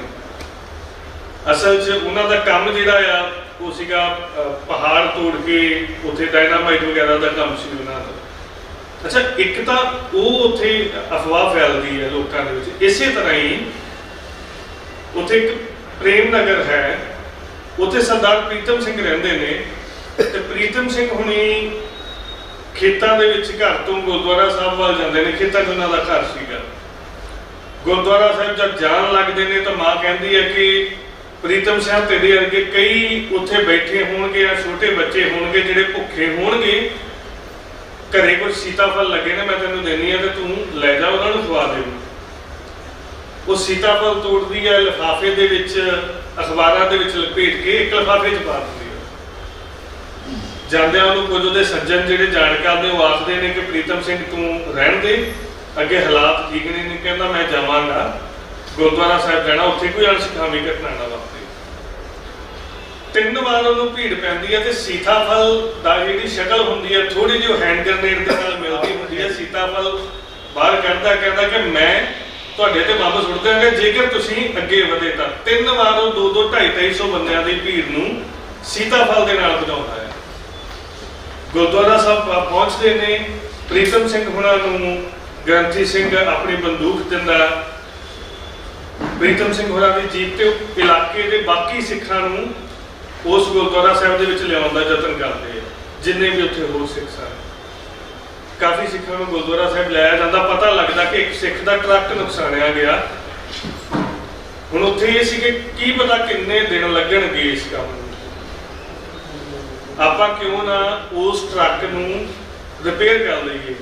ਕਿਸੇ ਹਵੇਲੀ ਦੇ ਵਿੱਚ ਉਸ ਟਰੱਕ ਨੂੰ ਡੱਕ ਕੇ ਉਹਨੂੰ ਜੈਕਾਂ ਤੇ ਲਾ ਕੇ ਟਰੱਕ ਦੇ ਪਿਛਲੇ ਧੁਰੇ ਦਾ ਨੁਕਸਾਨ ਹੋਇਆ ਸੀ। ਜਬਲਪੁਰ ਦੇ ਵਿੱਚ ਨਾ 3 ਡਿਫੈਂਸ ਦੀਆਂ ਫੈਕਟਰੀਆਂ ਨੇ। ਗਨ ਕੈਰੇਜ ਫੈਕਟਰੀ ਹੈ, ਵਹੀਕਲ ਫੈਕਟਰੀ ਹੈ ਤੇ ਇੱਕ ਹੋਰ ਫੈਕਟਰੀ ਹੈ ਡਿਫੈਂਸ ਦੀ, ਈਸਟਲੈਂਡ ਕਮਰੀਆ ਦੇ ਵਿੱਚ। ਉਹਨਾਂ ਨੇ ਟਰੱਕ ਨੂੰ ਕਿਸੇ ਹਵੇਲੀ ਦੇ ਵਿੱਚ ਸੁਰੱਖਿਅਤ ਥਾਂ ਤੇ ਜੈਕਾਂ ਦੇ ਉੱਤੇ ਖੜਾ ਕੀਤਾ। ਉਹਦਾ ਪਿਛਲਾ ਧੁਰਾ ਪ੍ਰੋਪੈਲਰ ਸ਼ਾਫਟ ਸਮੇਤ ਕਿਸੇ ਦੂਜੇ ਟਰੱਕ ਦੇ ਮਗਰ ਬੰਨ ਲਿਆ। ਪ੍ਰੋਪੈਲਰ ਸ਼ਾਫਟ ਕਿਸੇ ਦੂਜੇ ਟਰੱਕ ਦੇ ਮਗਰ ਬੰਨ ਲਈ, ਮਗਰੇ ਧੁਰਾ ਉਸੇ ਤਰ੍ਹਾਂ ਚੱਲ ਰਿਹਾ। ਸ਼ਹਿਰ ਦੇ ਵਿੱਚ ਇਹ ਰੌਲਾ ਪੈ ਜਾਂਦਾ ਕਿ ਸਿੱਖ ਤੋਪ ਲਿਆਏ। ਡਿਫੈਂਸ ਫੈਕਟਰੀਆਂ ਉੱਥੇ ਸੀਗੀਆਂ ਤਾਂ ਰੌਲਾ ਇਹ ਪੈ ਗਿਆ ਕਿ ਸਿੱਖ ਤੋਪ ਲਿਆਏ। ਹੁਣ ਇਹ ਸ਼ਹਿਰ ਤੇ ਹਮਲਾ ਕਰਨਗੇ ਤੇ ਇਹਦੀ ਇਨਕੁਆਇਰੀ ਹੋਈ। ਉੱਥੇ ਪੁਲਿਸ ਤੇ ਫੌਜ ਲੱਗਦੀ ਹੈ ਗੁਰਦੁਆਰਾ ਸਾਹਿਬ ਦੇ ਦੁਆਲੇ। ਇਸ ਚੀਜ਼ ਦੀ ਇਨਕੁਆਇਰੀ ਹੁੰਦੀ ਹੈ। ਕਮਰੀਆ ਸਿਲੰਡਰ ਫਟਣ ਕਰਕੇ, ਸੀਤਾਫਲ ਵਾਲੇ ਬੰਬਾਂ ਕਰਕੇ ਤੇ ਤੋਪ ਕਰਕੇ ਜਬਲਪੁਰ ਦੇ ਸਿੱਖ ਅੱਜ ਵੀ ਕਹਿੰਦੇ ਨੇ ਕਿ ਜੇਕਰ ਸਾਡਾ ਬਚਾਅ ਹੋਇਆ, ਹਾਲਾਂਕਿ ਜਬਲਪੁਰ ਦੇ ਵਿੱਚ 600 ਤੋਂ ਵੱਧ ਨੁਕਸਾਨ ਹੋਇਆ ਸਿੱਖਾਂ ਦਾ, ਬਟ ਉਸ ਤੋਂ ਬਾਅਦ ਜਿਹੜਾ ਬਚਾਅ ਹੋਇਆ ਤੇ ਉਹ ਇਹ ਮੰਨਦੇ ਨੇ ਕਿ ਇਸ ਕਰਕੇ ਸਾਡਾ ਬਚਾਅ ਹੋਇਆ ਹੈ। ਇਸੇ ਤਰ੍ਹਾਂ ਦੇ ਨਾਲ ਮੈਂ ਇੱਕ ਹੋਰ ਮਹਿੰਦਰ ਸਿੰਘ ਡਿਪਟੀ ਹੁਣੀ ਕੋਈ ਸੱਜਣ ਸਨ, ਉਹਨਾਂ ਨੇ ਮੁਕਾਬਲਾ ਕੀਤਾ ਸੀਗਾ ਭੀੜ ਦਾ। ਉੱਥੋਂ ਦੇ ਲੋਕ ਵੀ ਇਹ ਮੰਨਦੇ ਨੇ ਕਿ ਜੇਕਰ ਸਾਡਾ ਬਚਾਅ ਹੋਇਆ ਤਾਂ ਮਹਿੰਦਰ ਸਿੰਘ ਡਿਪਟੀ ਉਹਨਾਂ ਦੇ ਕਰਕੇ ਹੀ ਹੋਇਆ। ਉਹ ਤੇ ਉਹਨਾਂ ਦੇ ਭਰਾ ਸਨ। ਉਹਨਾਂ ਦਾ ਭਰਾ ਸੀ ਲਵਲੀ, ਪੂਰਾ ਨਾਮ ਸਾਨੂੰ ਨਹੀਂ ਪਤਾ ਲੱਗਿਆ, ਉਹ ਪਰਿਵਾਰ ਉੱਥੇ ਹੁਣ ਨਹੀਂ ਹੈ। ਲਵਲੀ ਆਪਣੀ ਭੈਣ ਨੂੰ ਗੁਆਂਢੀਆਂ ਦੇ ਘਰ ਛੱਡਣ ਜਾ ਰਿਹਾ ਸੀ, ਕਿਉਂਕਿ ਜੇਕਰ ਅਚਾਨਕ ਹਮਲਾਵਰ ਆਉਂਦੇ ਨੇ ਤਾਂ ਘੱਟੋ ਘੱਟ ਬੀਬੀਆਂ ਦਾ ਬਚਾਅ ਰਵੇ। ਹਮਲਾ ਹੋ ਜਾਂਦਾ ਉਹਨਾਂ ਤੇ, ਫਿਰ ਮਹਿੰਦਰ ਸਿੰਘ ਡਿਪਟੀ ਬੰਦੂਕ ਦੇ ਨਾਲ ਹਮਲਾ ਕਰਦਾ ਹੈ ਤੇ ਉਸ ਇਲਾਕੇ ਦੇ ਸਿੱਖ ਕਹਿੰਦੇ ਨੇ ਕਿ ਜੇਕਰ ਸਾਡਾ ਬਚਾਅ ਹੋਇਆ ਤੇ ਜੇਕਰ ਗੁਰੂ ਗ੍ਰੰਥ ਸਾਹਿਬ ਦਾ ਬੇਅਦਬੀ ਨਹੀਂ ਹੋਈ ਹੈ, ਗੁਰਦੁਆਰਾ ਸਾਹਿਬ ਇੱਥੇ ਠੀਕ ਰਹੇ, ਤਾਂ ਉਹ ਮਹਿੰਦਰ ਸਿੰਘ ਡਿਪਟੀ ਤੇ ਲਵਲੀ ਦੇ ਮੁਕਾਬਲੇ ਦੇ ਕਰਕੇ। ਸੋ ਕੇਵਲ ਜਿਹੜੀ ਗੱਲ ਜਿੱਥੋਂ ਇਹ ਸ਼ੁਰੂ ਕੀਤੀ ਸੀ ਕਿ ਜ਼ਿਆਦਾ ਨੁਕਸਾਨੇ ਕੌਣ ਗਏ, ਜਿਹੜੇ ਜਾਂ ਤਾਂ ਅਵੇਸਲੇ ਸਨ ਜਾਂ ਫਿਰ ਇਸ ਭਰਮ 'ਚ ਸਨ ਕਿ ਸਾਡਾ ਮਿਲਵਰਤਨ ਬਹੁਤ ਚੰਗਾ, ਤੇ ਜਿਨ੍ਹਾਂ ਨੇ ਤਿਆਰੀ ਕਰ ਲਈ। ਤਿਆਰੀ ਕਰਕੇ ਇੱਕ ਬੀਬੀ ਹੈ, ਹੁਣ ਜੰਮੂ ਰਹਿੰਦੀ ਹੈ, ਉਹ ਇਕੱਲੀ ਬੀਬੀ ਜਾਂਦੀ ਹੈ ਗੁਰਦੁਆਰਾ ਸਾਹਿਬ। ਉਸ ਨੂੰ ਰੋਕਿਆ ਜਾਂਦਾ, ਕਹਿੰਦੀ ਨਹੀਂ ਮੈਂ ਗੁਰਦੁਆਰਾ ਸਾਹਿਬ ਜਾਂਦੀ। ਗੁਰਦੁਆਰਾ ਸਾਹਿਬ ਹਮਲਾ ਹੁੰਦਾ, 3-4 ਸਿੱਖ ਹੋਰ ਨਾਲ ਰਲ ਜਾਂਦੇ ਨੇ, ਆਪਣੇ ਸੀਸ ਦੇ ਉੱਪਰ ਗੁਰੂ ਸਾਹਿਬ ਦਾ ਸਰੂਪ ਟਿਕਾ ਕੇ ਇੱਕ ਹੱਥ ਦੇ ਨਾਲ ਮੁਕਾਬਲਾ ਕਰਦੀ ਹੈ ਖੁਦ, ਨਾਲ 3-4 ਸਿੰਘ ਹੋਰ ਮੁਕਾਬਲਾ ਕਰਦੇ ਨੇ। ਉੱਥੋਂ ਸਰੂਪ ਕੱਢ ਕੇ ਲੈ ਕੇ ਜਾਂਦੇ ਨੇ। ਬੋਕਾਰੋ ਦੇ ਵਿੱਚ ਇੱਕ ਗਰੀਬ ਸਿੰਘ ਨਾਮ ਦਾ ਸੱਜਣ ਹੋਇਆ, ਸਰੂਪ ਚੁੱਕ ਕੇ ਲਗੇ ਭੀੜ ਤੋਂ ਸਰੂਪ ਵਾਪਸ ਲੈ ਕੇ ਆਉਂਦਾ। ਸੋ ਇਸ ਤਰ੍ਹਾਂ ਦੀਆਂ ਬਹੁਤ ਘਟਨਾਵਾਂ ਨੇ ਜਿੱਥੇ ਵੀ ਸਿੱਖ ਥੋੜੇ ਜਿਹੇ ਵੀ ਚੇਤਨ ਸਨ ਕਿ ਸਾਡੇ ਨਾਲ ਇਦਾਂ ਹੋ ਸਕਦਾ, ਤੇ ਉਹਨਾਂ ਨੇ ਥੋੜੀ ਜਿਹੀ ਵੀ ਤਿਆਰੀ ਕਰ ਲਈ। ਜਿਵੇਂ ਮੈਂ ਇਹ ਤੋਂ ਪਹਿਲਾਂ ਗਵਾਲੀਅਰ ਦੀ ਗੱਲ ਕੀਤੀ ਸੀ, ਚਾਹੇ ਉਹਨਾਂ ਨੇ ਇੱਟਾਂ ਰੋੜੇ ਹੀ ਆਪਣੇ ਘਰ ਇਕੱਠੇ ਕੀਤੇ, ਉੱਥੇ ਕਿਤੇ ਨਾ ਕਿਤੇ ਸਿੱਖਾਂ ਦਾ ਬਚਾਅ ਰਿਹਾ। ਇਸੇ ਤਰ੍ਹਾਂ ਕੁਝ ਥਾਵਾਂ ਅਜਿਹੀਆਂ ਵੀ ਸਨ ਜਿੱਥੇ ਸਥਾਨਕ ਲੋਕਾਂ ਨੇ ਰਾਜਸੀ ਲੋਕਾਂ ਦਾ ਜਾਂ ਹਮਲਾਵਰਾਂ ਦਾ ਸਾਥ ਨਹੀਂ ਦਿੱਤਾ। ਮਣੀਪੁਰ ਦੇ ਵਿੱਚ ਮੀਟਿੰਗ ਹੁੰਦੀ ਹੈ, ਮਣੀਪੁਰ ਦੇ ਵਿੱਚ ਪ੍ਰੋਪਰ ਕੈਬਨਿਟ ਮੀਟਿੰਗ ਹੁੰਦੀ ਆ। ਆਉਣ ਵਾਲੀ ਅਸੀਂ ਇੱਕ ਕਿਤਾਬ ਦੇ ਵਿੱਚ, ਜਿਹੜੀ ਅਗਲੀ ਕਿਤਾਬ ਉਹਦੇ 'ਚ ਦਾ ਜ਼ਿਕਰ ਵੀ ਕੀਤਾ ਆ। ਉਹਦੇ 'ਚ ਇੱਕ ਸਿੱਖ ਸੱਜਣ ਵੀ ਸਨ, ਉਹਨਾਂ ਨੇ ਦੱਸਿਆ ਕਿ ਉੱਥੇ ਇਹ ਗੱਲ ਹੋਈ ਕਿ ਆਪਾਂ ਉੱਤੇ ਜਵਾਬ ਵੀ ਦੇਣਾ ਹੈ, ਕੋਈ 2-4 ਦੁਕਾਨਾਂ ਸਿੱਖਾਂ ਦੀਆਂ ਸਾੜ ਲਈਏ, ਕੋਈ 2-4 ਘਰ ਫੂਕ ਲਈਏ, ਕੋਈ 2-4 ਬੰਦੇ ਮਾਰ ਲਈਏ, ਪਰ ਸਥਾਨਕ ਲੋਕਾਂ ਚੋਂ ਕੋਈ ਵੀ ਉਹਨਾਂ ਦੇ ਨਾਲ ਇਸ ਗੱਲ ਦੇ ਲਈ ਨਹੀਂ ਤੁਰਿਆ। ਖਾਸ ਕਰਕੇ ਜਿਹੜੀਆਂ ਸੰਘਰਸ਼ੀ ਸਟੇਟਾਂ ਰਹੀਆਂ ਨੇ, ਅਸਾਮ ਦੇ ਵਿੱਚ ਅਸੋਮ ਗਾਨਾ ਪ੍ਰੀਸ਼ਦ ਉੱਥੋਂ ਦੀ ਲੜਾਕੂ ਧਿਰ ਰਹੀ ਹੈ। ਅਸੋਮ ਗਾਨਾ ਪ੍ਰੀਸ਼ਦ ਨੇ ਸਿੱਖਾਂ ਦੀ ਬਹੁਤ ਮਦਦ ਕੀਤੀ, ਉਹਨਾਂ ਨੇ ਸਿੱਖਾਂ ਦੇ ਉੱਤੇ ਹਮਲੇ ਨਹੀਂ ਹੋਣ ਦਿੱਤੇ। ਸੋ ਇਸ ਤਰ੍ਹਾਂ ਬਹੁਤ ਸਾਰੇ ਜਿਹੜੇ ਪੱਖ ਨੇ ਉਹ ਸਾਹਮਣੇ ਆ ਰਹੇ ਨੇ ਸਮੇਂ ਦੇ ਨਾਲ, ਜਿਹੜੇ ਸਾਨੂੰ ਵੀ ਨਾਲ ਦੀ ਨਾਲ ਪਤਾ ਲੱਗ ਰਹੇ ਨੇ ਜਿਵੇਂ ਕੰਮ ਕਰ ਰਹੇ ਹਾਂ। ਸਮਾਜ ਦੀ ਭੂਮਿਕਾ ਆਪਾਂ ਮੋਟੇ ਤੌਰ ਤੇ ਗੱਲ ਕਰ ਚੁੱਕੇ ਹਾਂ ਕਿ ਲੋਕਾਂ ਦੀ ਭੂਮਿਕਾ ਕਿਸ ਤਰ੍ਹਾਂ ਦੀ ਰਹੀ ਹੈ, ਚਾਹੇ ਉਹ ਸਿੱਖਾਂ ਦੇ ਨਾਲ ਕੰਮ ਕਰਨ ਵਾਲੇ ਹੋਣ, ਚਾਹੇ ਉਹਨਾਂ ਦੇ ਵੱਲੋਂ ਗਲੀ ਗੁਆਂਢ 'ਚ ਖੜੇ ਗਲੀ ਗੁਆਂਢ ਵਾਲੇ ਹੋਣ, ਤੇ ਜਾਂ ਫਿਰ ਸਿੱਖਾਂ ਦੇ ਵੱਲੋਂ ਥਾਪੇ ਗਏ ਲੋਕ ਹੋਣ। ਥਾਪੇ ਗਏ ਲੋਕ ਤੋਂ ਭਾਵ ਜਿਨ੍ਹਾਂ ਨੇ ਸਿੱਖਾਂ ਦਾ ਕਾਰੋਬਾਰ, ਸਿੱਖਾਂ ਨੇ ਜਿਨ੍ਹਾਂ ਦਾ ਕਾਰੋਬਾਰ ਸ਼ੁਰੂ ਕਰਵਾਇਆ। ਇਦਾਂ ਬਹੁਤ ਜਗ੍ਹਾ ਹੋਇਆ ਜਿਹਦੀ ਮੈਂ ਸ਼ੁਰੂ 'ਚ ਗੱਲ ਕੀਤੀ ਸੀਗੀ ਕਿ ਸਿੱਖਾਂ ਦੇ ਕਾਰੋਬਾਰ ਟਰਾਂਸਪੋਰਟ ਦੇ ਬਹੁਤ ਵੱਡੇ ਸਨ। ਸ਼ਹਿਰਾਂ ਦੇ ਵਿੱਚ ਇਹੋ ਸੀ ਕਿ ਫਲਾਣਾ ਕਾਰੋਬਾਰ ਕੇਵਲ ਸਿੱਖਾਂ ਦਾ, ਜੋ ਕਾਰੋਬਾਰ ਤਕਰੀਬਨ ਜਾਂ ਤਾਂ ਜ਼ਬਤ ਕਰ ਲਏ ਗਏ ਜਾਂ ਫਿਰ ਸਾੜ ਦਿੱਤੇ ਗਏ ਜਾਂ ਫਿਰ ਲੁੱਟ ਲਏ ਗਏ, ਇਦਾਂ ਹੋਇਆ। ਸੋ ਇਦਾਂ ਵੀ ਹੋਇਆ ਜਿਹੜੇ ਲੋਕਾਂ ਨੂੰ ਸਿੱਖਾਂ ਨੇ ਰੋਟੀ ਤੇ ਪਾਇਆ ਸੀਗਾ। ਇੱਕ ਜਗ੍ਹਾ ਕੋਈ ਸਿੱਖਾਂ ਤੇ ਹਮਲਾ ਕਰਨ ਵਾਲਾ ਉਹ ਸੱਜਣ ਸੀ ਜਿਹਨੂੰ ਸਿੱਖਾਂ ਨੇ ਟਰੱਕਾਂ ਦਾ ਕੰਮ ਸਿਖਾਇਆ ਸੀ ਰਿਪੇਅਰ ਦਾ। ਇਸੇ ਤਰ੍ਹਾਂ ਹੋਰ ਬਹੁਤ ਸਾਰੇ ਨੇ ਸਿੱਖਾਂ ਦੇ ਘਰਾਂ 'ਚ ਕੰਮ ਕਰਦੇ, ਜਿਵੇਂ ਆਪਾਂ ਦਿੱਲੀ ਦਾ ਸੁਣਦੇ ਹਾਂ ਕਿ ਵੋਟਰ ਸੂਚੀਆਂ ਤੋਂ ਸ਼ਨਾਖਤ ਕੀਤੀ ਗਈ। ਰਾਜਸੀ ਲੋਕਾਂ ਨੇ ਜਿਹੜੇ ਸਿੱਖਾਂ ਦੇ ਘਰਾਂ 'ਚ ਕੰਮ ਕਰਦੇ ਸਨ, ਲੋਕ ਦਿਹਾੜੀ ਤੇ ਕੰਮ ਕਰਦੇ ਸਨ, ਉਹਨਾਂ ਨੂੰ ਨਾਲ ਲੈ ਕੇ ਵੀ ਸਿੱਖਾਂ ਦੇ ਘਰਾਂ ਦੀ ਸ਼ਨਾਖਤ ਕੀਤੀ, ਕਿਉਂਕਿ ਇਹ ਫਲਾਣਾ ਇਲਾਕਾ ਸਿੱਖਾਂ ਦਾ, ਫਲਾਣੇ ਇਲਾਕੇ 'ਚ ਦਿਹਾੜੀ ਤੇ ਕਿਹੜੇ ਬੰਦੇ ਜਾਂਦੇ ਆ, ਉਹ ਬੰਦੇ ਫੜੋ, ਉਹਨਾਂ ਨੂੰ ਫੜ ਕੇ ਬੜੇ ਸੌਖਿਆਂ ਸਿੱਖਾਂ ਦੇ ਘਰਾਂ ਦੀ ਸ਼ਨਾਖਤ ਹੋ ਜਾਂਦੀ ਹੈ। ਉਹਨਾਂ ਦੇ ਰਾਹੀਂ ਵੀ ਹਮਲੇ ਕੀਤੇ ਸਿੱਖਾਂ ਦੇ ਘਰਾਂ 'ਚ। ਆਉਣ ਵਾਲੇ ਸਮੇਂ 'ਚ ਜਿਹੜੇ ਹੋਰ ਕੁਝ ਪੱਖਾਂ ਤੇ ਕੰਮ ਕਰਾਂਗੇ ਕਿ ਕਿਸ ਤਰ੍ਹਾਂ ਦੇ ਹਾਲਾਤ ਹੁਣ ਨੇ, ਔਰ ਬਾਕੀ ਸਟੇਟਾਂ ਦੀ ਜਾਣਕਾਰੀ ਜਿਹੜੀ ਹੈ ਉਹ ਆਉਣ ਵਾਲੇ ਸਮੇਂ ਦੇ ਵਿੱਚ ਅਗਲੀਆਂ ਕਿਤਾਬਾਂ ਦੇ ਵਿੱਚ ਅਸੀਂ ਸਾਂਝੀ ਕਰਾਂਗੇ ਜੀ। ਤੁਹਾਡਾ ਜੇਕਰ ਕੋਈ ਸਵਾਲ ਹੋਵੇ ਹੁਣ ਵੀ ਲੈ ਸਕਦੇ ਹੋ, ਇਸ ਤੋਂ ਬਾਅਦ ਵੀ ਲੈ ਸਕਦੇ ਹੋ। ਪੁਲਿਸ ਦੇ ਉੱਤੇ ਦੱਸੋ, ਰੋਕੇ ਤੁਸੀਂ ਪੁਲਿਸ ਦਾ ਰੋਲ ਸੀ। ਪੁਲਿਸ ਦਾ ਜਿਹੜਾ ਰੂਲ ਹੈ ਜੀ, ਤਕਰੀਬਨ ਬਹੁਤੀ ਜਗ੍ਹਾ ਕੇਵਲ ਇੱਕ ਅੱਧੀ ਜਗ੍ਹਾ ਨੂੰ ਛੱਡ ਕੇ ਬੜਾ ਨਾ ਪੱਖੀ ਰਿਹਾ। ਪੁਲਿਸ ਦੀ ਹਾਜ਼ਰੀ ਦੇ ਵਿੱਚ ਹਮਲੇ ਹੁੰਦੇ ਰਹੇ। ਗਵਾਲੀਅਰ ਦੇ ਵਿੱਚ ਇੰਦਰਗੰਜ ਜਿਹੜਾ ਥਾਣਾ, ਉਹ ਪੁਲਿਸ ਕੰਟਰੋਲ ਰੂਮ ਵੀ ਸੀਗਾ, ਤੇ ਪੁਲਿਸ ਕੰਟਰੋਲ ਰੂਮ ਦੇ ਬਿਲਕੁਲ ਹੇਠਲੇ ਪਾਸੇ ਹਮਲੇ ਹੋਏ।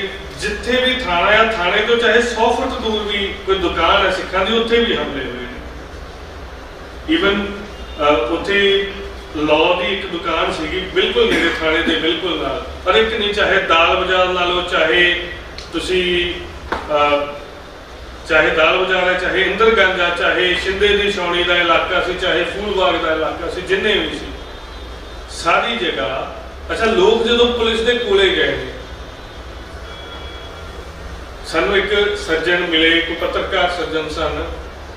ਹਾਲਾਂਕਿ ਕੁਝ ਸੱਜਣਾਂ ਨੂੰ ਅਸੀਂ ਮਿਲ ਨਹੀਂ ਸਕੇ ਜਿਹੜੇ ਪੱਤਰਕਾਰ ਸੱਜਣ ਸਨ, ਚਾਹੇ ਤਾਂ ਇਸ ਸਮਾਜ ਤੋਂ ਚੜ੍ਹਾਈ ਕਰਕੇ, ਚਾਹੇ ਉਹਨਾਂ ਦੇ ਬਾਰੇ ਪਤਾ ਨਹੀਂ ਲੱਗ ਸਕਿਆ ਜਿਨ੍ਹਾਂ ਨੇ ਉਦੋਂ ਖਬਰਾਂ ਲਾਈਆਂ ਸਨ।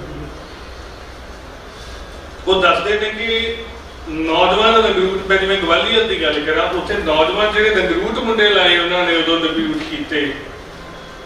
ਉਹਨਾਂ ਨਗਰੂਟ ਮੁੰਡਿਆਂ ਨੇ, ਹਾਲਾਂਕਿ ਉਹਨਾਂ 'ਚ ਬੇਚੈਨੀ ਸੀਗੀ ਇਹ ਕਿਉਂ ਹੋ ਰਿਹਾ, ਪਰ ਜਿਹੜੇ ਥੋੜੇ ਜਿਹੇ ਮੱਧ ਵਰਗੀ ਜਾਂ ਉਸ ਤੋਂ ਪੁਰਾਣੇ ਸਨ, ਉਹ ਸਾਰੇ ਹੀ ਇਸੇ ਤਰ੍ਹਾਂ ਦੇ ਸਨ ਕਿ ਉਹ ਆਨੰਦ ਲੈ ਰਹੇ ਸਨ, ਉਹਨਾਂ ਨੂੰ ਸ਼ਰਾਬ ਮਿਲ ਰਹੀ ਸੀ। ਉਹ ਜਿਹੜੇ ਲੋਕ ਸਿੱਖਾਂ ਦੇ ਸ਼ਿਕਾਇਤ ਲੈ ਕੇ ਵੀ ਆਉਂਦੇ ਸਨ, ਇੱਕ ਸੱਜਣ ਕੋਈ ਸਾਨੂੰ ਮਿਲਿਆ, ਹਿੰਦੂ ਸੱਜਣ ਸੀ, ਤੇ ਉਹ ਸ਼ਿਕਾਇਤ ਲੈ ਕੇ ਪੁਲਿਸ ਦੇ ਕੋਲੇ ਗਿਆ, ਕਹਿੰਦਾ ਵੀ ਬੱਚੇ ਮਾਰਤੇ ਹੋਏ ਛੋਟੇ ਛੋਟੇ, ਵੀ ਤੁਸੀਂ ਕਰੀ ਕੀ ਜਾਂਦੇ ਹੋ, ਵੀ ਕੁੜੀਆਂ ਸਾਡੇ ਨੇ ਇਹ ਸਾਨੂੰ ਖੜਾ ਕੀਤਾ। ਉਹਨੇ ਸੱਜਣ ਨੇ ਦੱਸਿਆ, ਉਹਨਾਂ ਨੇ ਪੁੱਛਿਆ ਕਿ ਸਿੱਖਾਂ ਦਾ ਆਮ ਲੋਕਾਂ 'ਚ ਇਮੇਜ ਕਿਸ ਤਰ੍ਹਾਂ ਦੀ ਸੀਗੀ।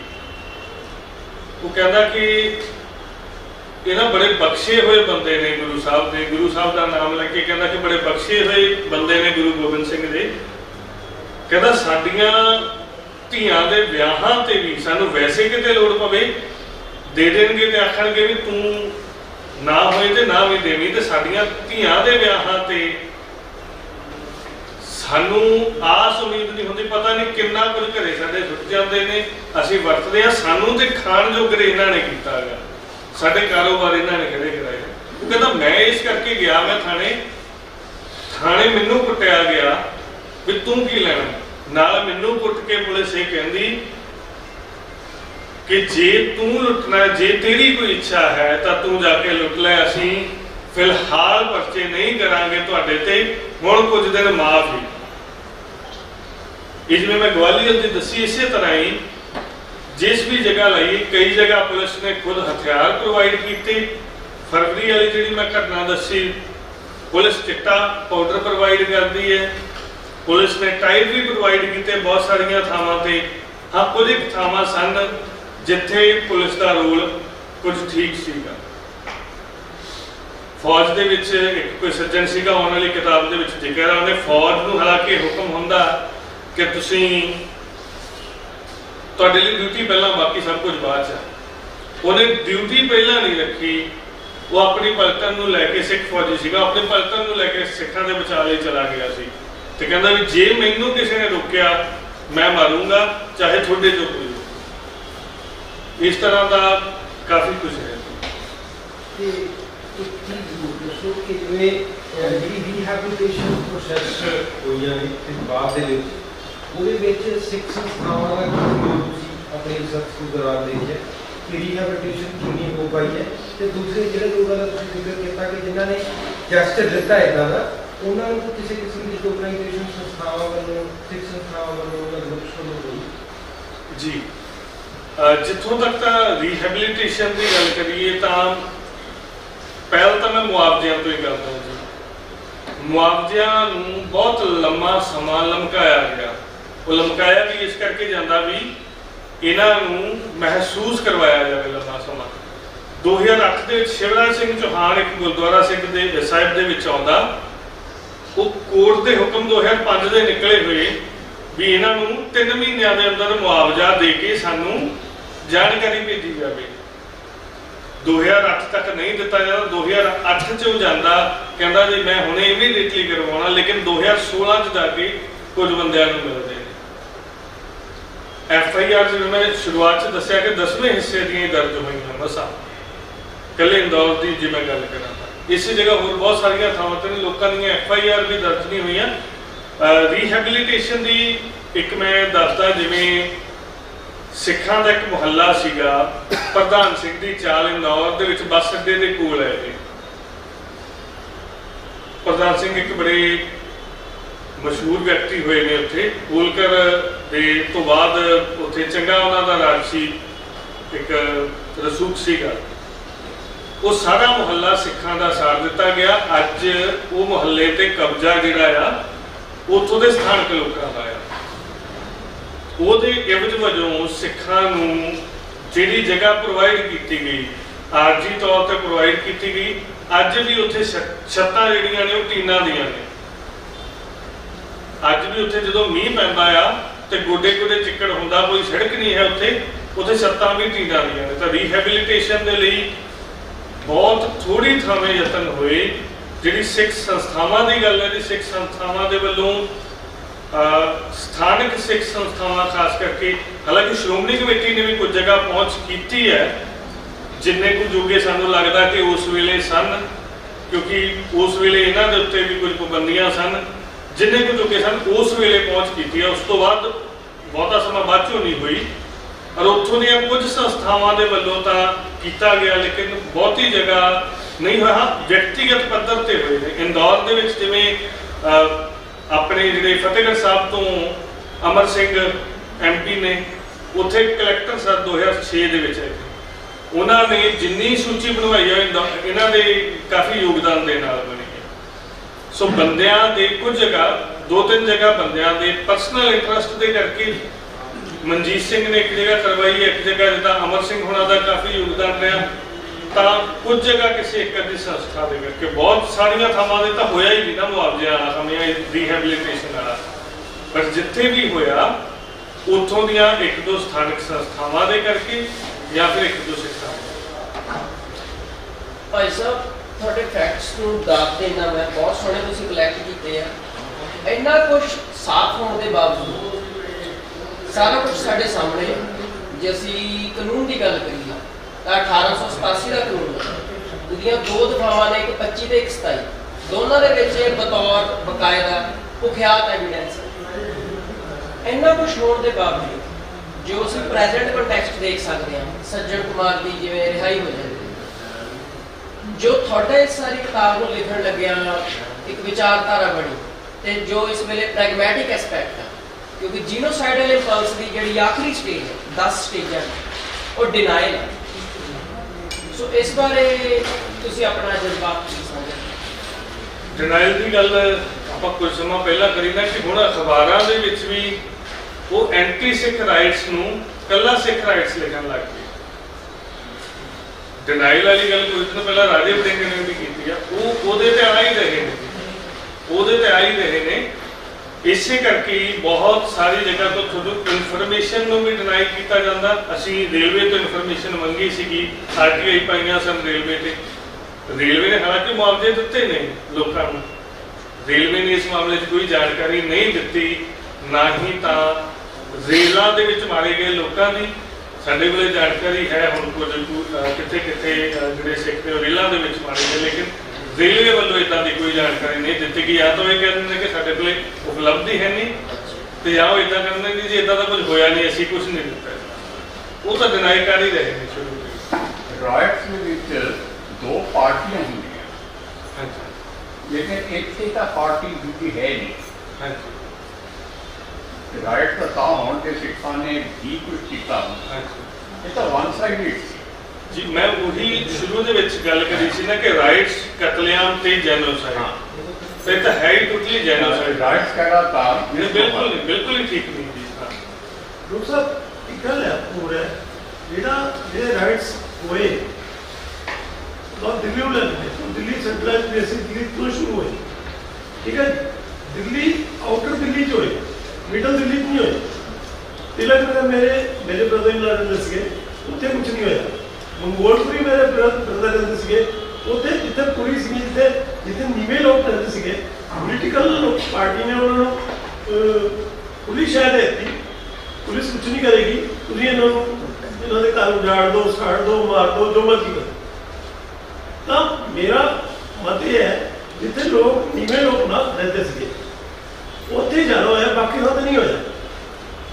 ਕੁਝ ਥਾਵਾਂ ਤੇ ਗੱਲ ਠੀਕ ਕਹੀ ਜਾ ਸਕਦੀ ਹੈ, ਲੇਕਿਨ ਸਾਰੀਆਂ ਥਾਵਾਂ ਤੇ ਨਹੀਂ ਸਰ, ਅਸੀਂ ਹਰਿਆਣੇ ਰਹਿੰਦੇ ਸੀ, ਹਰਿਆਣੇ ਤੋਂ ਕੁਝ ਨਹੀਂ ਹੋਇਆ। ਜਿਹੜਾ ਦਿੱਲੀ ਅਰਾਊਂਡ ਹਰਿਆਣਾ ਸੀਗਾ, ਸੋਨੀਪਤ ਹੈ, ਗੁਰਗਾਵਾਂ ਹੈ, ਬਾਦਰਗੜ੍ਹ ਹੈ, ਉੱਥੇ ਹੋਇਆ। ਅਸੀਂ ਰੋਹਤਕ ਡਿਸਟ੍ਰਿਕਟ ਅੱਗੇ ਰਹਿੰਦੇ, ਰੋਹਤਕ ਭਵਾਨੀ ਇੰਟੀਰੀਅਰ ਜਿਹੜਾ ਹਰਿਆਣੇ ਸੀ, ਉੱਥੇ ਨਹੀਂ ਹੋਇਆ। ਭਾਜੀ ਮੇਨਲੀ ਪੋਲੀਟੀਕਲ ਪਾਰਟੀ ਦੀ ਗ੍ਰੀਨ ਸਿਗਨਲ ਸੀਗਾ, you do whatever you can do. Police ਤੁਹਾਡਾ ਕੁਝ ਨਹੀਂ ਕਰੇਗੀ, ਤੁਸੀਂ ਇਹਨਾਂ ਨੂੰ ਜੋ ਮਰਜ਼ੀ ਕਰੋ। ਨਹੀਂ ਬਿਲਕੁਲ ਭਾਜੀ, ਤੁਸੀਂ ਤੁਹਾਡੇ ਅਸਲ 'ਚ ਐਕਸਪੀਰੀਅੰਸ ਦੇ ਵਿੱਚ ਅਸਲ 'ਚ ਏਰੀਏ ਉਹ ਆਏ ਨੇ। ਸਾਨੂੰ ਬਹੁਤ ਸਾਰੀਆਂ ਐਸੀਆਂ ਥਾਵਾਂ ਦਾ ਤਜਰਬਾ ਵੀ ਹੋਇਆ ਜਿੱਥੇ ਵਾਕਈ ਹੀ ਜਿਹੜੇ ਜਿੱਦਾਂ ਦਰਜਾ 4 ਕਰਮਚਾਰੀਆਂ ਵਾਲੇ ਜਾਂ ਬੜੇ ਗਰੀਬੜੇ ਲੋਕਾਂ ਦੇ ਘਰ ਸਨ, ਉਹਨਾਂ ਨੂੰ ਵਰਤਿਆ ਗਿਆ, ਹੋਇਆ ਏਦਾਂ ਵੀ। ਪਰ ਬਹੁਤ ਸਾਰੀਆਂ ਥਾਵਾਂ ਤੇ ਬੜੇ ਰਸੂਖ ਵਾਲੇ ਲੋਕਾਂ ਨੇ ਵੀ ਇਹ ਕੰਮ ਕੀਤੇ, ਬੜੇ ਇਕਨੋਮਿਕਲੀ ਸਾਊਂਡ ਲੋਕਾਂ ਨੇ ਵੀ ਇਹ ਕੰਮ ਕੀਤੇ। ਔਰ ਜਿਹਨੂੰ ਆਪਾਂ ਜੇ ਸੋ ਗੱਲ ਉੱਚੀਆਂ ਜਾਤਾਂ ਕਹਿ ਲਈਏ, ਉਹਨਾਂ ਨੇ ਵੀ ਇਹ ਕੰਮ ਕੀਤੇ ਨੇ। ਇਹ ਹੋਇਆ ਬਹੁਤ ਸਾਰੀਆਂ ਥਾਵਾਂ। ਪਰ ਉਹ ਬਹੁਤ ਘੱਟ ਸੀਗੇ। ਮੇਨ ਜਿਹੜਾ ਫੋਕਸ ਸੀਗਾ ਨਾ, ਫੋਕਸ ਸੀਗਾ ਜਿੱਥੇ ਨੀਵੇਂ ਲੋਕ ਜ਼ਿਆਦਾ ਸੀ। ਇਹਦੇ ਬਹੁਤ ਨੇ, ਜਿੰਨੀ ਆਪਾਂ ਕੱਲਾ ਇਦਾਂ ਨਹੀਂ ਕਹਿ ਸਕਦੇ। ਦਿੱਲੀ ਅਰਾਊਂਡ ਦਿੱਲੀ ਚਲੋ ਆ ਗਈ ਗੱਲ ਬਸ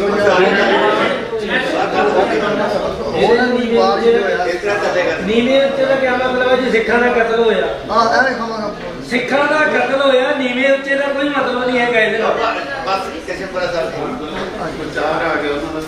ਧੰਨਵਾਦ ਜੀ, ਬਹੁਤ ਬਹੁਤ ਧੰਨਵਾਦ ਜੀ। ਕੋਈ ਹੋਰ ਸਵਾਲ ਹੋਇਆ ਬਾਅਦ ਚ ਵਿਚਾਰ ਲੈ ਲਈਏ, ਆਪਾਂ ਉਸ ਤੋਂ ਬਾਅਦ ਪਰਸਨਲੀ ਕਰ ਲਵਾਂਗੇ। ਬਹੁਤ ਧੰਨਵਾਦ ਜੀ। ਵਾਹਿਗੁਰੂ ਜੀ ਕਾ ਖਾਲਸਾ, ਵਾਹਿਗੁਰੂ ਜੀ ਕੀ ਫਤਿਹ। 39 ਸਾਲ ਹੋ ਗਏ, ਸਾਨੂੰ ਨਿਆਂ ਹਾਲੇ ਤੱਕ ਨਹੀਂ ਮਿਲਿਆ ਤੇ ਕੋਸ਼ਿਸ਼ ਜਾਰੀ ਹੈ। ਮੈਂ ਦਾਤ ਦਿੰਦਾ ਮੇਰੇ ਛੋਟੇ ਵੀਰ ਦੀ, ਇਹ ਵੀ ਮੇਰੇ ਕਾਲਜ ਹੁਣ ਪੜ੍ਹਾ, ਮੈਂ ਵੀ ਉੱਥੋਂ ਗੁਰੂ ਨਾਨਕ ਇੰਜੀਨੀਅਰਿੰਗ ਕਾਲਜ ਤੋਂ ਮੈਂ ਪੜ੍ਹ ਕੇ ਇੰਜੀਨੀਅਰਿੰਗ ਕੀਤੀ ਹੈ ਤੇ ਹੁਣ ਉੱਥੇ ਮਕੈਨੀਕਲ ਦੇ ਵਿੱਚ ਹੁਣ ਉੱਥੇ ਟੀਚਰ ਲੱਗਿਆ। ਤੇ ਉਹਦੇ ਬਾਵਜੂਦ ਇਹਨੇ ਜਾ ਕੇ ਤੇ ਥਾਂ ਤੇ ਜਾ ਕੇ ਤੇ ਆਪਣਾ ਕੋਈ ਡੇਟਾ ਕਲੈਕਟ ਕਰਨ ਦੀ ਕੋਸ਼ਿਸ਼ ਕੀਤੀ ਹੈ ਤੇ ਸਾਡੇ ਸਨਮੁਖ ਰੱਖਿਆ ਹੈ। ਅੱਜ ਇਹਨੇ ਕਹਿੰਦਾ ਕਿ ਵੀ ਸ਼ਾਇਦ ਸਿਰਫ 5-6 ਸਟੇਟਾਂ ਦੀ ਗੱਲ ਕੀਤੀ ਹੈ, ਬਟ ਕਹਿੰਦੇ 23 ਸਟੇਟਾਂ ਦੇ ਵਿੱਚ ਇਹੋ ਜਿਹਾ ਕੰਮ ਹੋਇਆ। ਦੇਖੋ ਦੁਖਾਂਤ ਦੀ ਗੱਲ ਹੈ ਕਿ ਵੀ ਸਿੱਖਾਂ ਨੂੰ ਹਾਲੇ ਤੱਕ ਇਹ ਨਹੀਂ ਪਤਾ ਲੱਗਿਆ ਕਿ ਪੈਨ ਇੰਡੀਆ ਕਿੰਨੇ ਕੁ ਸਾਡੇ ਬੰਦੇ ਇਹ ਨਵੰਬਰ 84 ਦੇ ਵਿੱਚ ਮਾਰੇ ਗਏ ਨੇ। ਇਦਾਂ ਹੀ ਸਾਨੂੰ ਹਾਲੇ ਤੱਕ ਨਹੀਂ ਪਤਾ ਲੱਗਿਆ ਕਿ ਦਰਬਾਰ ਸਾਹਿਬ ਦੇ ਜੂਨ 84 ਦੇ ਹਮਲੇ 'ਚ ਸਾਡੇ ਕਿੰਨੇ ਬੰਦੇ ਮਾਰੇ ਗਏ ਸੀ। ਇਹ ਸਾਡੇ ਵਿੱਚ ਸਾਨੂੰ ਵੀ ਥੋੜੀ ਜਿਹੀ ਪੜਚੋਲ ਕਰਨ ਦੀ ਲੋੜ ਹੈ ਕਿ ਵੀ ਸਾਡੇ ਵਿੱਚ ਕਿੱਥੇ ਘਾਟ ਰਹੀ ਹੈ। ਇੱਕ ਮੇਰੇ ਵੀਰ ਨੇ, ਛੋਟੇ ਵੀਰ ਨੇ, ਗੁਰਸ਼ਮਸ਼ੀਰ ਨੇ ਰਿਹੈਬਿਲਿਟੇਸ਼ਨ ਦੀ ਗੱਲ ਕੀਤੀ ਤੇ ਸਾਡੇ ਵਿੱਚ ਅਸੀਂ, ਮੈਨੂੰ ਯਾਦ ਹੈ ਕਿ ਵੀ ਕੋਈ ਬੰਦਾ ਕਹਿ ਰਿਹਾ ਸੀਗਾ ਕਿ ਜੀ ਰਿਹੈਬਿਲਿਟੇਸ਼ਨ ਅਸੀਂ ਕਿਉਂ ਹੈ ਸਰਕਾਰ ਦੇ ਮੂਰੇ ਅਸੀਂ 2-2 ਲੱਖ ਪਿੱਛੇ ਅਸੀਂ ਆਪਣਾ ਹੱਥ ਵੱਢੀ ਫਿਰਦੇ ਆ ਤੇ ਹੱਥ ਅਸੀਂ ਕਿੱਥੇ ਮਰ ਗਏ, ਅਸੀਂ ਕਿਉਂ ਆਪਣੇ ਬੰਦਿਆਂ ਦੀ ਅਸੀਂ ਰਿਹੈਬਿਲਿਟੇਸ਼ਨ ਵੱਲ ਅਸੀਂ ਆਪਣਾ ਹੱਥ ਨਹੀਂ ਅੱਗੇ ਕੀਤਾ ਤੇ ਉਹਨਾਂ ਦੀ ਰਿਹੈਬਿਲਿਟੇਸ਼ਨ ਵਿੱਚ ਅਸੀਂ ਆਪਣਾ ਯੋਗਦਾਨ ਪਾਇਆ ਨਾ ਅਸੀਂ ਕੀਤਾ ਬਤੌਰ ਸਿੱਖ ਜਗਤ। ਤੇ ਜਿਹੜੀ ਸਿੱਖ ਸਿਆਸੀ ਪਾਰਟੀਆਂ ਨੇ ਉਹਨਾਂ ਤੇ ਗੱਲ ਹੀ ਨਾ ਕਰੀਏ, ਉਹਨਾਂ ਨੇ ਸਿਰਫ ਇਹਦੇ ਤੇ ਆਪਣੀਆਂ ਰੋਟੀਆਂ ਸੇਕੀਆਂ ਨੇ, ਆਪਣੀ ਸਿਆਸਤ ਖੇਡੀ ਹੈ। ਉਹਨਾਂ ਨੂੰ ਕੋਈ ਦਰਦ ਨਹੀਂ ਹੋਇਆ ਕਿ ਵੀ ਸਿੱਖਾਂ ਦੀ ਰਿਹੈਬਿਲਿਟੇਸ਼ਨ ਹੋਣੀ ਚਾਹੀਦੀ ਹੈ ਤੇ ਉਹਦੇ ਵਿੱਚ ਉਹਨਾਂ ਨੂੰ ਉਹਨਾਂ ਤੇ ਜਾਂ ਇਨਸਾਫ ਮਿਲਣਾ ਚਾਹੀਦਾ ਹੈ, ਉਹਦੇ ਵਿੱਚ ਇਹਨਾਂ ਦਾ ਕੋਈ ਯੋਗਦਾਨ ਨਹੀਂ ਹੈ। ਉਹਨਾਂ ਨੇ ਸਿਰਫ ਆਪਣੀ ਸਿਆਸਤ ਹੀ ਖੇਡੀ ਹੈ। ਗੱਲ ਰਹੀ ਜਿਹੜੇ ਮੇਰੇ ਵੀਰ ਨੇ ਗੱਲ ਕੀਤੀ ਕਿ ਵੀ ਸਿਰਫ ਜਿਹੜੇ ਛੋਟੇ ਸੋ ਕਾਲਡ ਇਕਨੋਮਿਕਲੀ ਵੀਕ ਬੰਦੇ ਸੀਗੇ ਸਿੱਖਾਂ ਦੀ ਲੋਕੈਲਿਟੀ 'ਚ, ਮੈਂ ਵੀ ਦਿੱਲੀ ਸੀਗਾ, ਮੈਂ ਵੀ ਗੁੜਗਾਉਂ ਸੀਗਾ, ਸਾਡਾ ਵੀ ਉੱਥੇ ਫਾਰਮ ਹੈਗਾ, ਸਾਨੂੰ ਆਪਣਾ ਫਾਰਮ ਛੱਡਣਾ ਪਿਆ ਸੀ। ਅਸੀਂ ਜਾ ਕੇ ਪਹਿਲਾਂ ਮੇਰਾ ਖਿਆਲ 31 ਨੂੰ ਜਦੋਂ ਹੋਇਆ ਅਸੀਂ 1 ਤਰੀਕ ਨੂੰ ਵਾਪਸ ਫਾਰਮ ਤੇ ਆ ਗਏ। ਉਸ ਤੋਂ ਬਾਅਦ ਸਾਨੂੰ ਜਾਣਾ ਪਿਆ ਜਿਹੜੇ ਉੱਥੇ ਨਾਲ ਇੱਕ, ਕਿਉਂਕਿ ਸਾਨੂੰ ਪਤਾ ਲੱਗਿਆ ਮੇਰੇ ਮਾਸਟਰ ਜੀ ਦਾ ਵੀ ਫਾਰਮ ਸਿਰਫ ਨਾਲ ਹੀ ਸੀਗਾ, ਉਹ ਮੈਂਬਰ ਪਾਰਲੀਮੈਂਟ ਰਾਜ ਸਭਾ ਦੇ ਮੈਂਬਰ ਪਾਰਲੀਮੈਂਟ ਸੀਗੇ, ਉਹਨਾਂ ਦਾ ਦਫ਼ਤਰ ਸੀਗਾ ਆਪਣਾ ਕਨੌਟ ਪਲੇਸ। ਸਾਨੂੰ ਇਮੀਡੀਏਟਲੀ ਖਬਰ ਆ ਗਈ ਕਿ ਪਹਿਲਾ ਜਿਹੜਾ ਦਫ਼ਤਰ ਆਲਮੋਸਟ ਇਮੀਡੀਏਟਲੀ ਪਹਿਲਾ ਬੜੇ ਤਗੜੇ ਉੱਥੇ ਦੇ ਰਹੇ ਨੇ ਆਪਣੇ ਠੇਕੇਦਾਰ ਉੱਤਮ ਸਿੰਘ ਦੁੱਗਲ ਐਂਡ ਕੰਪਨੀ, ਉਹਨਾਂ ਨੇ ਸੁਪਰੀਮ ਕੋਰਟ ਐਰਾ ਸਾਰਾ ਕੁਝ ਬਣਾਇਆ। ਉਹਨਾਂ ਦਾ ਦਫ਼ਤਰ ਪਹਿਲਾ ਦਫ਼ਤਰ ਸੀਗਾ ਕਨੌਟ ਪਲੇਸ ਜਿਹੜਾ ਸਾੜਿਆ ਗਿਆ ਸੀਗਾ। ਸੋ ਇਹ ਮਤ ਕਹੋ ਕਿ ਸਿਰਫ ਮਤਲਬ ਜਿਹੜੇ ਉਹ ਜਿਹੇ ਬੰਦੇ ਸੀਗੇ ਮਤਲਬ ਜਿਹੜੇ ਕਿ ਇਕਨੋਮਿਕਲੀ ਵੀਕਰ ਸੀਗੇ, ਇਹਨਾਂ ਨੇ ਹਰ ਇੱਕ ਦੇ ਉੱਤੇ ਜਿੱਥੇ ਜਿੱਥੇ ਇਹਨਾਂ ਦਾ ਵਾਹ ਚੱਲ ਸਕਦਾ ਸੀਗਾ ਇਹਨਾਂ ਨੇ ਆਪਣੀ ਕੋਸ਼ਿਸ਼ ਕੀਤੀ। ਠੀਕ ਹੈ, ਖੁਸ਼ਕਿਸਮਤੀ ਸਾਡੀ ਸੀਗੀ ਕਿ ਅਸੀਂ ਸ਼ਿਕਾਰ ਵੀ ਖੇਡਦੇ ਸੀਗੇ, ਸਾਡੇ ਕੋਲ ਹਥਿਆਰ ਸੀਗੇ ਤੇ ਜਿੱਦਾਂ ਮੇਰੇ ਵੀਰ ਨੇ ਗੱਲ ਕੀਤੀ ਹੈ ਜਿੱਥੇ ਜਿੱਥੇ ਸਿੱਖਾਂ ਨੇ ਇਹਨਾਂ ਦੇ ਅਗੇਂਸਟ ਖੜ ਕੇ ਤੇ ਆਪਣੀ ਹੋਂਦ ਦਿਖਾਈ ਹੈ, ਅਸੀਂ ਅਵੇਸਲੇ ਹੋ ਗਏ ਸੀਗੇ।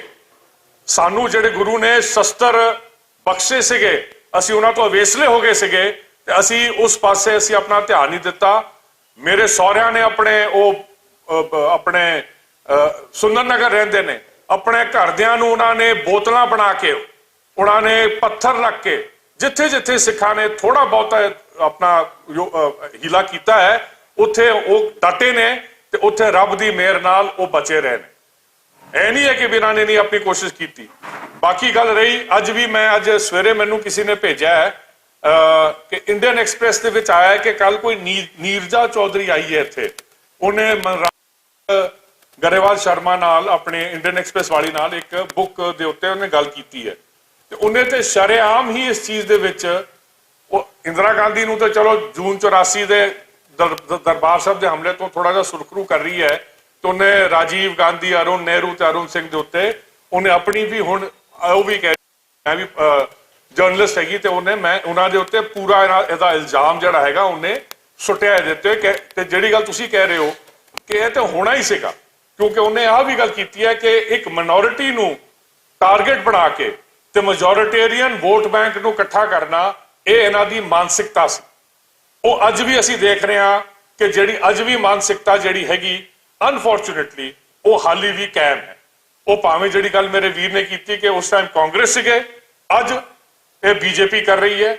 ਬੀਜੇਪੀ ਤੁਸੀਂ ਆਹੀ ਗੱਲ ਹੋਈ ਹੈ ਜਿਹੜੀ ਇਸ ਤੋਂ ਪਹਿਲਾਂ ਗੱਲ ਹੋਈ ਹੈ ਕਿ ਜਿਹੜੀ ਆਪਣੇ ਬ੍ਰਿਗੇਡੀਅਰ ਸਾਹਿਬ ਕਰਕੇ ਗਏ ਨੇ ਕਿ ਉਹ ਜਿਹੜਾ ਸੰਦੀਪ ਬੰਦਾ ਹੈਗਾ, ਦੇਖੋ ਅਸੀਂ ਸਿੱਖ ਹੈਗੇ, ਅਸੀਂ ਹਰ ਇੱਕ ਦੇ ਵਿੱਚ ਅਸੀਂ ਹਰ ਇੱਕ ਦਾ ਜਿਹੜਾ ਓਪਰੈਸਡ ਬੰਦਾ ਹੈਗਾ ਅਸੀਂ ਉਹਦੇ ਨਾਲ ਖੜਨਾ ਸਾਡਾ ਫਰਜ਼ ਬਣਦਾ ਹੈ।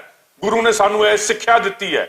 ਤੇ ਅਗਰ ਉਹ ਬੀਜੇਪੀ ਮੈਂਬਰ ਇਹ ਕਹਿ ਰਿਹਾ ਹੈ ਕਿ ਉਹ ਅਸੀਂ ਤੇ ਮੈਂ ਤਾਂ ਜੀ ਮੇਰੇ ਸਲਿਪ ਆਫ ਟੰਗ ਹੋ ਗਿਆ ਕਿ ਮੈਂ ਗੁਰਦੁਆਰਾ ਸਾਹਿਬ ਨਹੀਂ ਕਹਿਣਾ ਚਾਹੁੰਦਾ ਸੀ ਕਿ ਹਾਲੀ ਕਿ ਉੱਥੇ ਸਾਰੇ ਜਿਹੜੇ ਆਗੂ ਬੈਠੇ ਸੀਗੇ, ਅਦਿੱਤਿਆ ਨਾਥ ਵਰਗਾ ਯੋਗੀ ਉੱਥੇ ਬੈਠਾ ਸੀਗਾ, ਉਹਨਾਂ ਵਿੱਚੋਂ ਉਹਨਾਂ ਨੇ ਨਹੀਂ ਉਹ ਗੱਲ ਸੁਣੀ।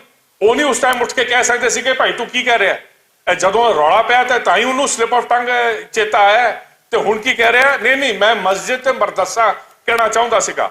ਸਿੱਖ ਦਾ ਫਰਜ਼ ਬਣਦਾ ਹੈ ਅਸੀਂ ਉਹਦੀ ਵੀ ਪੂਰੀ ਮੁਖਾਲਫਤ ਕਰੀਏ ਕਿ ਵੀ ਆ ਤੂੰ ਕਹਿ ਰਿਹਾ ਕਿ ਮਸਜਿਦ ਤੇ ਮਦਰਸੇ ਨੂੰ ਤਾਂ ਢਾ ਦੇਣਾ ਹੈ ਤੇ ਅਸੀਂ ਚੁੱਪ ਕਰਕੇ ਬੈਠੇ ਰਹੀਏ। ਇਹ ਸਿੱਖ ਦਾ ਕਦੀ ਕਿਰਦਾਰ ਨਹੀਂ ਰਿਹਾ, ਤੇ ਨਾ ਹੀ ਅਸੀਂ। ਤੇ ਜਿਹੜੀ ਗੱਲ ਬ੍ਰਿਗੇਡੀਅਰ ਸਾਹਿਬ ਨੇ ਕੀਤੀ ਹੈ, ਇਹਦੇ ਉੱਤੇ ਇੱਕ ਇੱਥੋਂ ਰੈਜ਼ੋਲੂਸ਼ਨ ਜ਼ਰੂਰ ਜਾਣਾ ਚਾਹੀਦਾ ਅੱਜ ਦੀ ਮੀਟਿੰਗ, ਖੁਸ਼ਹਾਲ ਸਿੰਘ ਜੀ, ਕਿ ਵੀ ਅਸੀਂ ਇਸ ਚੀਜ਼ ਦੀ ਪੁਰ ਨਿੰਦਾ ਕਰਦੇ ਹਾਂ ਕਿ ਜਿਹੜੇ ਉੱਥੇ ਬੰਦੇ ਇਹੋ ਜਿਹੀਆਂ ਬਕਵਾਸ ਚੀਜ਼ਾਂ ਕਰਦੇ ਨੇ, ਅਸੀਂ ਉਹਦੇ ਉਲਟ ਖੜੇ ਹੋਏ ਹਾਂ। ਤੇ ਇਹ ਸਿੱਖ ਦਾ ਧਰਮ ਹੈ ਤੇ ਅਸੀਂ ਇਹਦੇ ਤੇ ਅਸੀਂ ਪੂਰਾ ਖੜਾਂਗੇ। ਬਾਕੀ ਗੱਲ ਰਹੀ, ਗੱਲਾਂ ਤੇ ਬਥੇਰੀਆਂ ਨੇ। ਸਾਡੇ ਵੀ ਜਿਹੜੀ ਸਿਆਸਤ ਵਾਲੀਆਂ ਪਾਰਟੀਆਂ ਨੇ, ਇਹਨਾਂ ਨੂੰ ਵੀ ਆਪਣੇ ਨਿਗਰਬਾਨ ਦੇ ਵਿੱਚ ਇਹਨਾਂ ਨੂੰ ਝਾਕਣਾ ਚਾਹੀਦਾ ਹੈ ਕਿ ਇਹਨਾਂ ਨੇ ਸਿਆਸਤ ਸਿਰਫ ਖੇਡੀ ਹੈ, ਨਾ ਇਹਨਾਂ ਨੇ ਨਿਆਂ ਦਵਾਇਆ ਹੈ ਆਪਣੇ ਜਿਹੜੇ ਉੱਥੇ ਸਾਡੇ ਸਿੱਖ ਗਏ ਸੀਗੇ। ਗੱਲ ਰਹੀ ਇਕਨੋਮਿਕਲੀ ਹਿੱਟ ਕਰਨ ਦੀ, ਇੱਕ ਬੀਬਾ ਹੈ, ਉਹਨੇ ਮੇਰੇ ਖਿਆਲ ਨੂੰ ਇੱਕ PhD ਕੀਤੀ ਹੈ ਦਿੱਲੀ ਦੇ ਵਿੱਚ। ਕਾਹਦੀ PhD ਹੈ ਕਿ ਵੀ ਜਿਹੜੇ ਸਿੱਖ ਉੱਥੋਂ ਉਜੜੇ ਸੀਗੇ, ਉਹਨਾਂ ਦੇ ਜਿਹੜੇ ਘਰ ਨੇ ਉਹ ਸਸਤੇ ਵਿਕੇ ਨੇ, ਜਿਹੜੇ ਹਰਿਆਣੇ ਤੋਂ ਬੰਦੇ ਗਏ ਨੇ, ਉਹ ਬੀਬਾ ਨੇ PhD ਵੀ ਕੀਤੀ ਹੈ। ਸੋ ਇਹ ਸਾਰੀ ਖੇਡ ਸੀਗੀ। ਇਹ ਮੈਂ ਤੇ ਹੈਰਾਨ ਆ ਕਿ ਵੀ ਇਹਨਾਂ ਨੂੰ ਹੁਣ ਉਹੀ ਗੱਲ ਹੈਗੀ ਕਿ ਵੀ ਜਦੋਂ ਆਪਾਂ ਦੱਸਦੇ ਹਾਂ ਕਿ ਵੀ ਤੁਹਾਡੀਆਂ, ਤੇ ਜਿੱਦਾਂ ਇਹਨਾਂ ਨੇ ਗੱਲ ਕੀਤੀ ਪਿੰਦਰਪਾਲ ਦੀ, ਮੇਰੇ ਖਿਆਲ ਉਹ ਕਰਕੇ ਗਿਆ ਕਿ ਵੀ ਤੁਹਾਡੇ ਤੇ ਦੀਵੇ ਤਾਂ ਹੀ ਜਲਦੇ ਨੇ ਕਿ ਕਿਉਂਕਿ ਸਿੱਖ ਉਸ ਟਾਈਮ ਜਿਉਂਦੇ ਸੀਗੇ, ਜੇ ਨਹੀਂ ਹੁੰਦੇ ਤਾਂ ਤੁਹਾਡੇ ਦੀਵੇ ਵੀ ਮੰਦਰਾਂ ਦੇ ਮੁੱਕ ਗਏ ਸੀ। ਤੇ ਬਟ ਇਹ ਇੰਨਾ ਛੇਤੀ ਭੁੱਲ ਗਿਆ, ਤੁਹਾਡੀ ਧੀਆਂ ਭੈਣਾਂ ਜਿਹੜੀਆਂ ਇੱਜ਼ਤ ਦੇ ਨਾਲ ਤੁਹਾਡੀ ਘਰਾਂ ਨੂੰ ਪਹੁੰਚਾਈਆਂ ਨੇ, ਉਹ ਵੀ ਸਿੱਖਾਂ ਨੇ ਕੀਤੀਆਂ ਨੇ। ਤੇ ਇਹ ਚੀਜ਼ ਹੈ ਭੁੱਲ ਜਾਂਦੇ ਨੇ ਜਦੋਂ ਇਸ ਪਾਸੇ ਸੋਚਦੇ ਵੀ ਹੈਗੇ।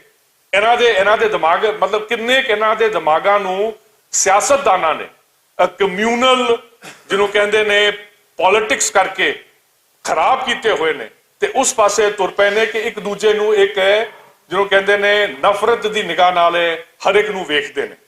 ਇਹ ਬਹੁਤ ਮਾੜਾ ਕੰਮ ਹੈ। ਇਹ ਹਿੰਦੁਸਤਾਨ ਨੂੰ ਨਾ, ਇਹ ਹਿੰਦੁਸਤਾਨ ਜਿਹੜਾ ਆਪਾਂ, ਉਹ ਨੀਰਜਾ ਨੇ ਵੀ ਗੱਲ ਕੀਤੀ ਹੈ, ਫੈਡਰਲਿਜ਼ਮ ਦੀ ਗੱਲ ਕੀਤੀ ਹੈ ਕਿ ਹਿੰਦੁਸਤਾਨ ਜਦ ਤੱਕ ਫੈਡਰਲ ਨਹੀਂ ਬਣੇਗਾ, ਹਰ ਇੱਕ ਨੂੰ ਆਪਣੇ ਨਾਲ, ਜਿੱਦਾਂ ਆਪਾਂ ਗੱਲ ਕੀਤੀ ਸੀਗੀ ਜਸਪਾਲ ਜੀ ਨੇ ਕਿ ਜਿਹੜਾ ਰਣਜੀਤ ਸਿੰਘ ਦਾ ਰਾਜ ਸੀਗਾ ਉਹ ਪੰਜਾਬ ਦਾ ਰਾਜ ਸੀਗਾ, ਉਹ ਕੋਐਗਜ਼ਿਸਟੈਂਸ ਦਾ ਰਾਜ ਸੀਗਾ। ਅਸੀਂ ਸਾਰੇ ਇਕੱਠੇ, ਅਸੀਂ ਅੱਡ ਵੀ ਹੈਗੇ ਤੇ ਅਸੀਂ ਇਕੱਠੇ ਵੀ ਹੈਗੇ। ਤੇ ਇਹ ਜਦ ਤਾਈਂ ਆਹ ਚੀਜ਼ ਨਹੀਂ ਹੁੰਦੀ, ਫੈਡਰਲਿਜ਼ਮ ਨਹੀਂ ਆਉਂਦੀ, ਤਦ ਤਾਈਂ ਹਿੰਦੁਸਤਾਨ ਦਾ ਜਿਹੜਾ ਏਦਾਂ ਫਿਰਕੂ ਜਿਹੜਾ ਇਹ ਸਿਆਸਤ ਹੈ ਨਾ, ਇਹ ਚੱਲੀ ਜਾਊਗੀ। ਸਾਨੂੰ ਇਸ ਚੀਜ਼ ਦੇ ਉੱਤੇ ਗੌਰ ਕਰਨਾ ਚਾਹੀਦਾ ਹੈ। ਸਿੱਖਾਂ ਨੂੰ ਆਪਣਾ ਸਿੱਖ ਧਰਮ ਬਾਖੂਬੀ ਨਿਭਾਉਣਾ ਚਾਹੀਦਾ। ਅਸੀਂ ਨਿਭਾਉਂਦੇ ਵੀ ਹੈਗੇ ਤੇ ਸਾਨੂੰ ਇਹਦੇ ਤੇ ਆਪਣੀ ਪੂਰੀ ਪੈਰਵਾਈ ਵੀ ਕਰਨੀ ਚਾਹੀਦੀ ਹੈ ਤੇ ਇਹਦੇ ਤੇ ਆਪਣੇ ਆਪ ਨੂੰ ਕੇਂਦਰਿਤ ਕਰਨਾ ਚਾਹੀਦਾ ਹੈ। ਇੰਨਾ ਕਹਿੰਦਾ ਹੋਇਆ ਜੀ, ਵਾਹਿਗੁਰੂ ਜੀ ਕਾ ਖਾਲਸਾ, ਵਾਹਿਗੁਰੂ ਜੀ ਕੀ ਫਤਿਹ।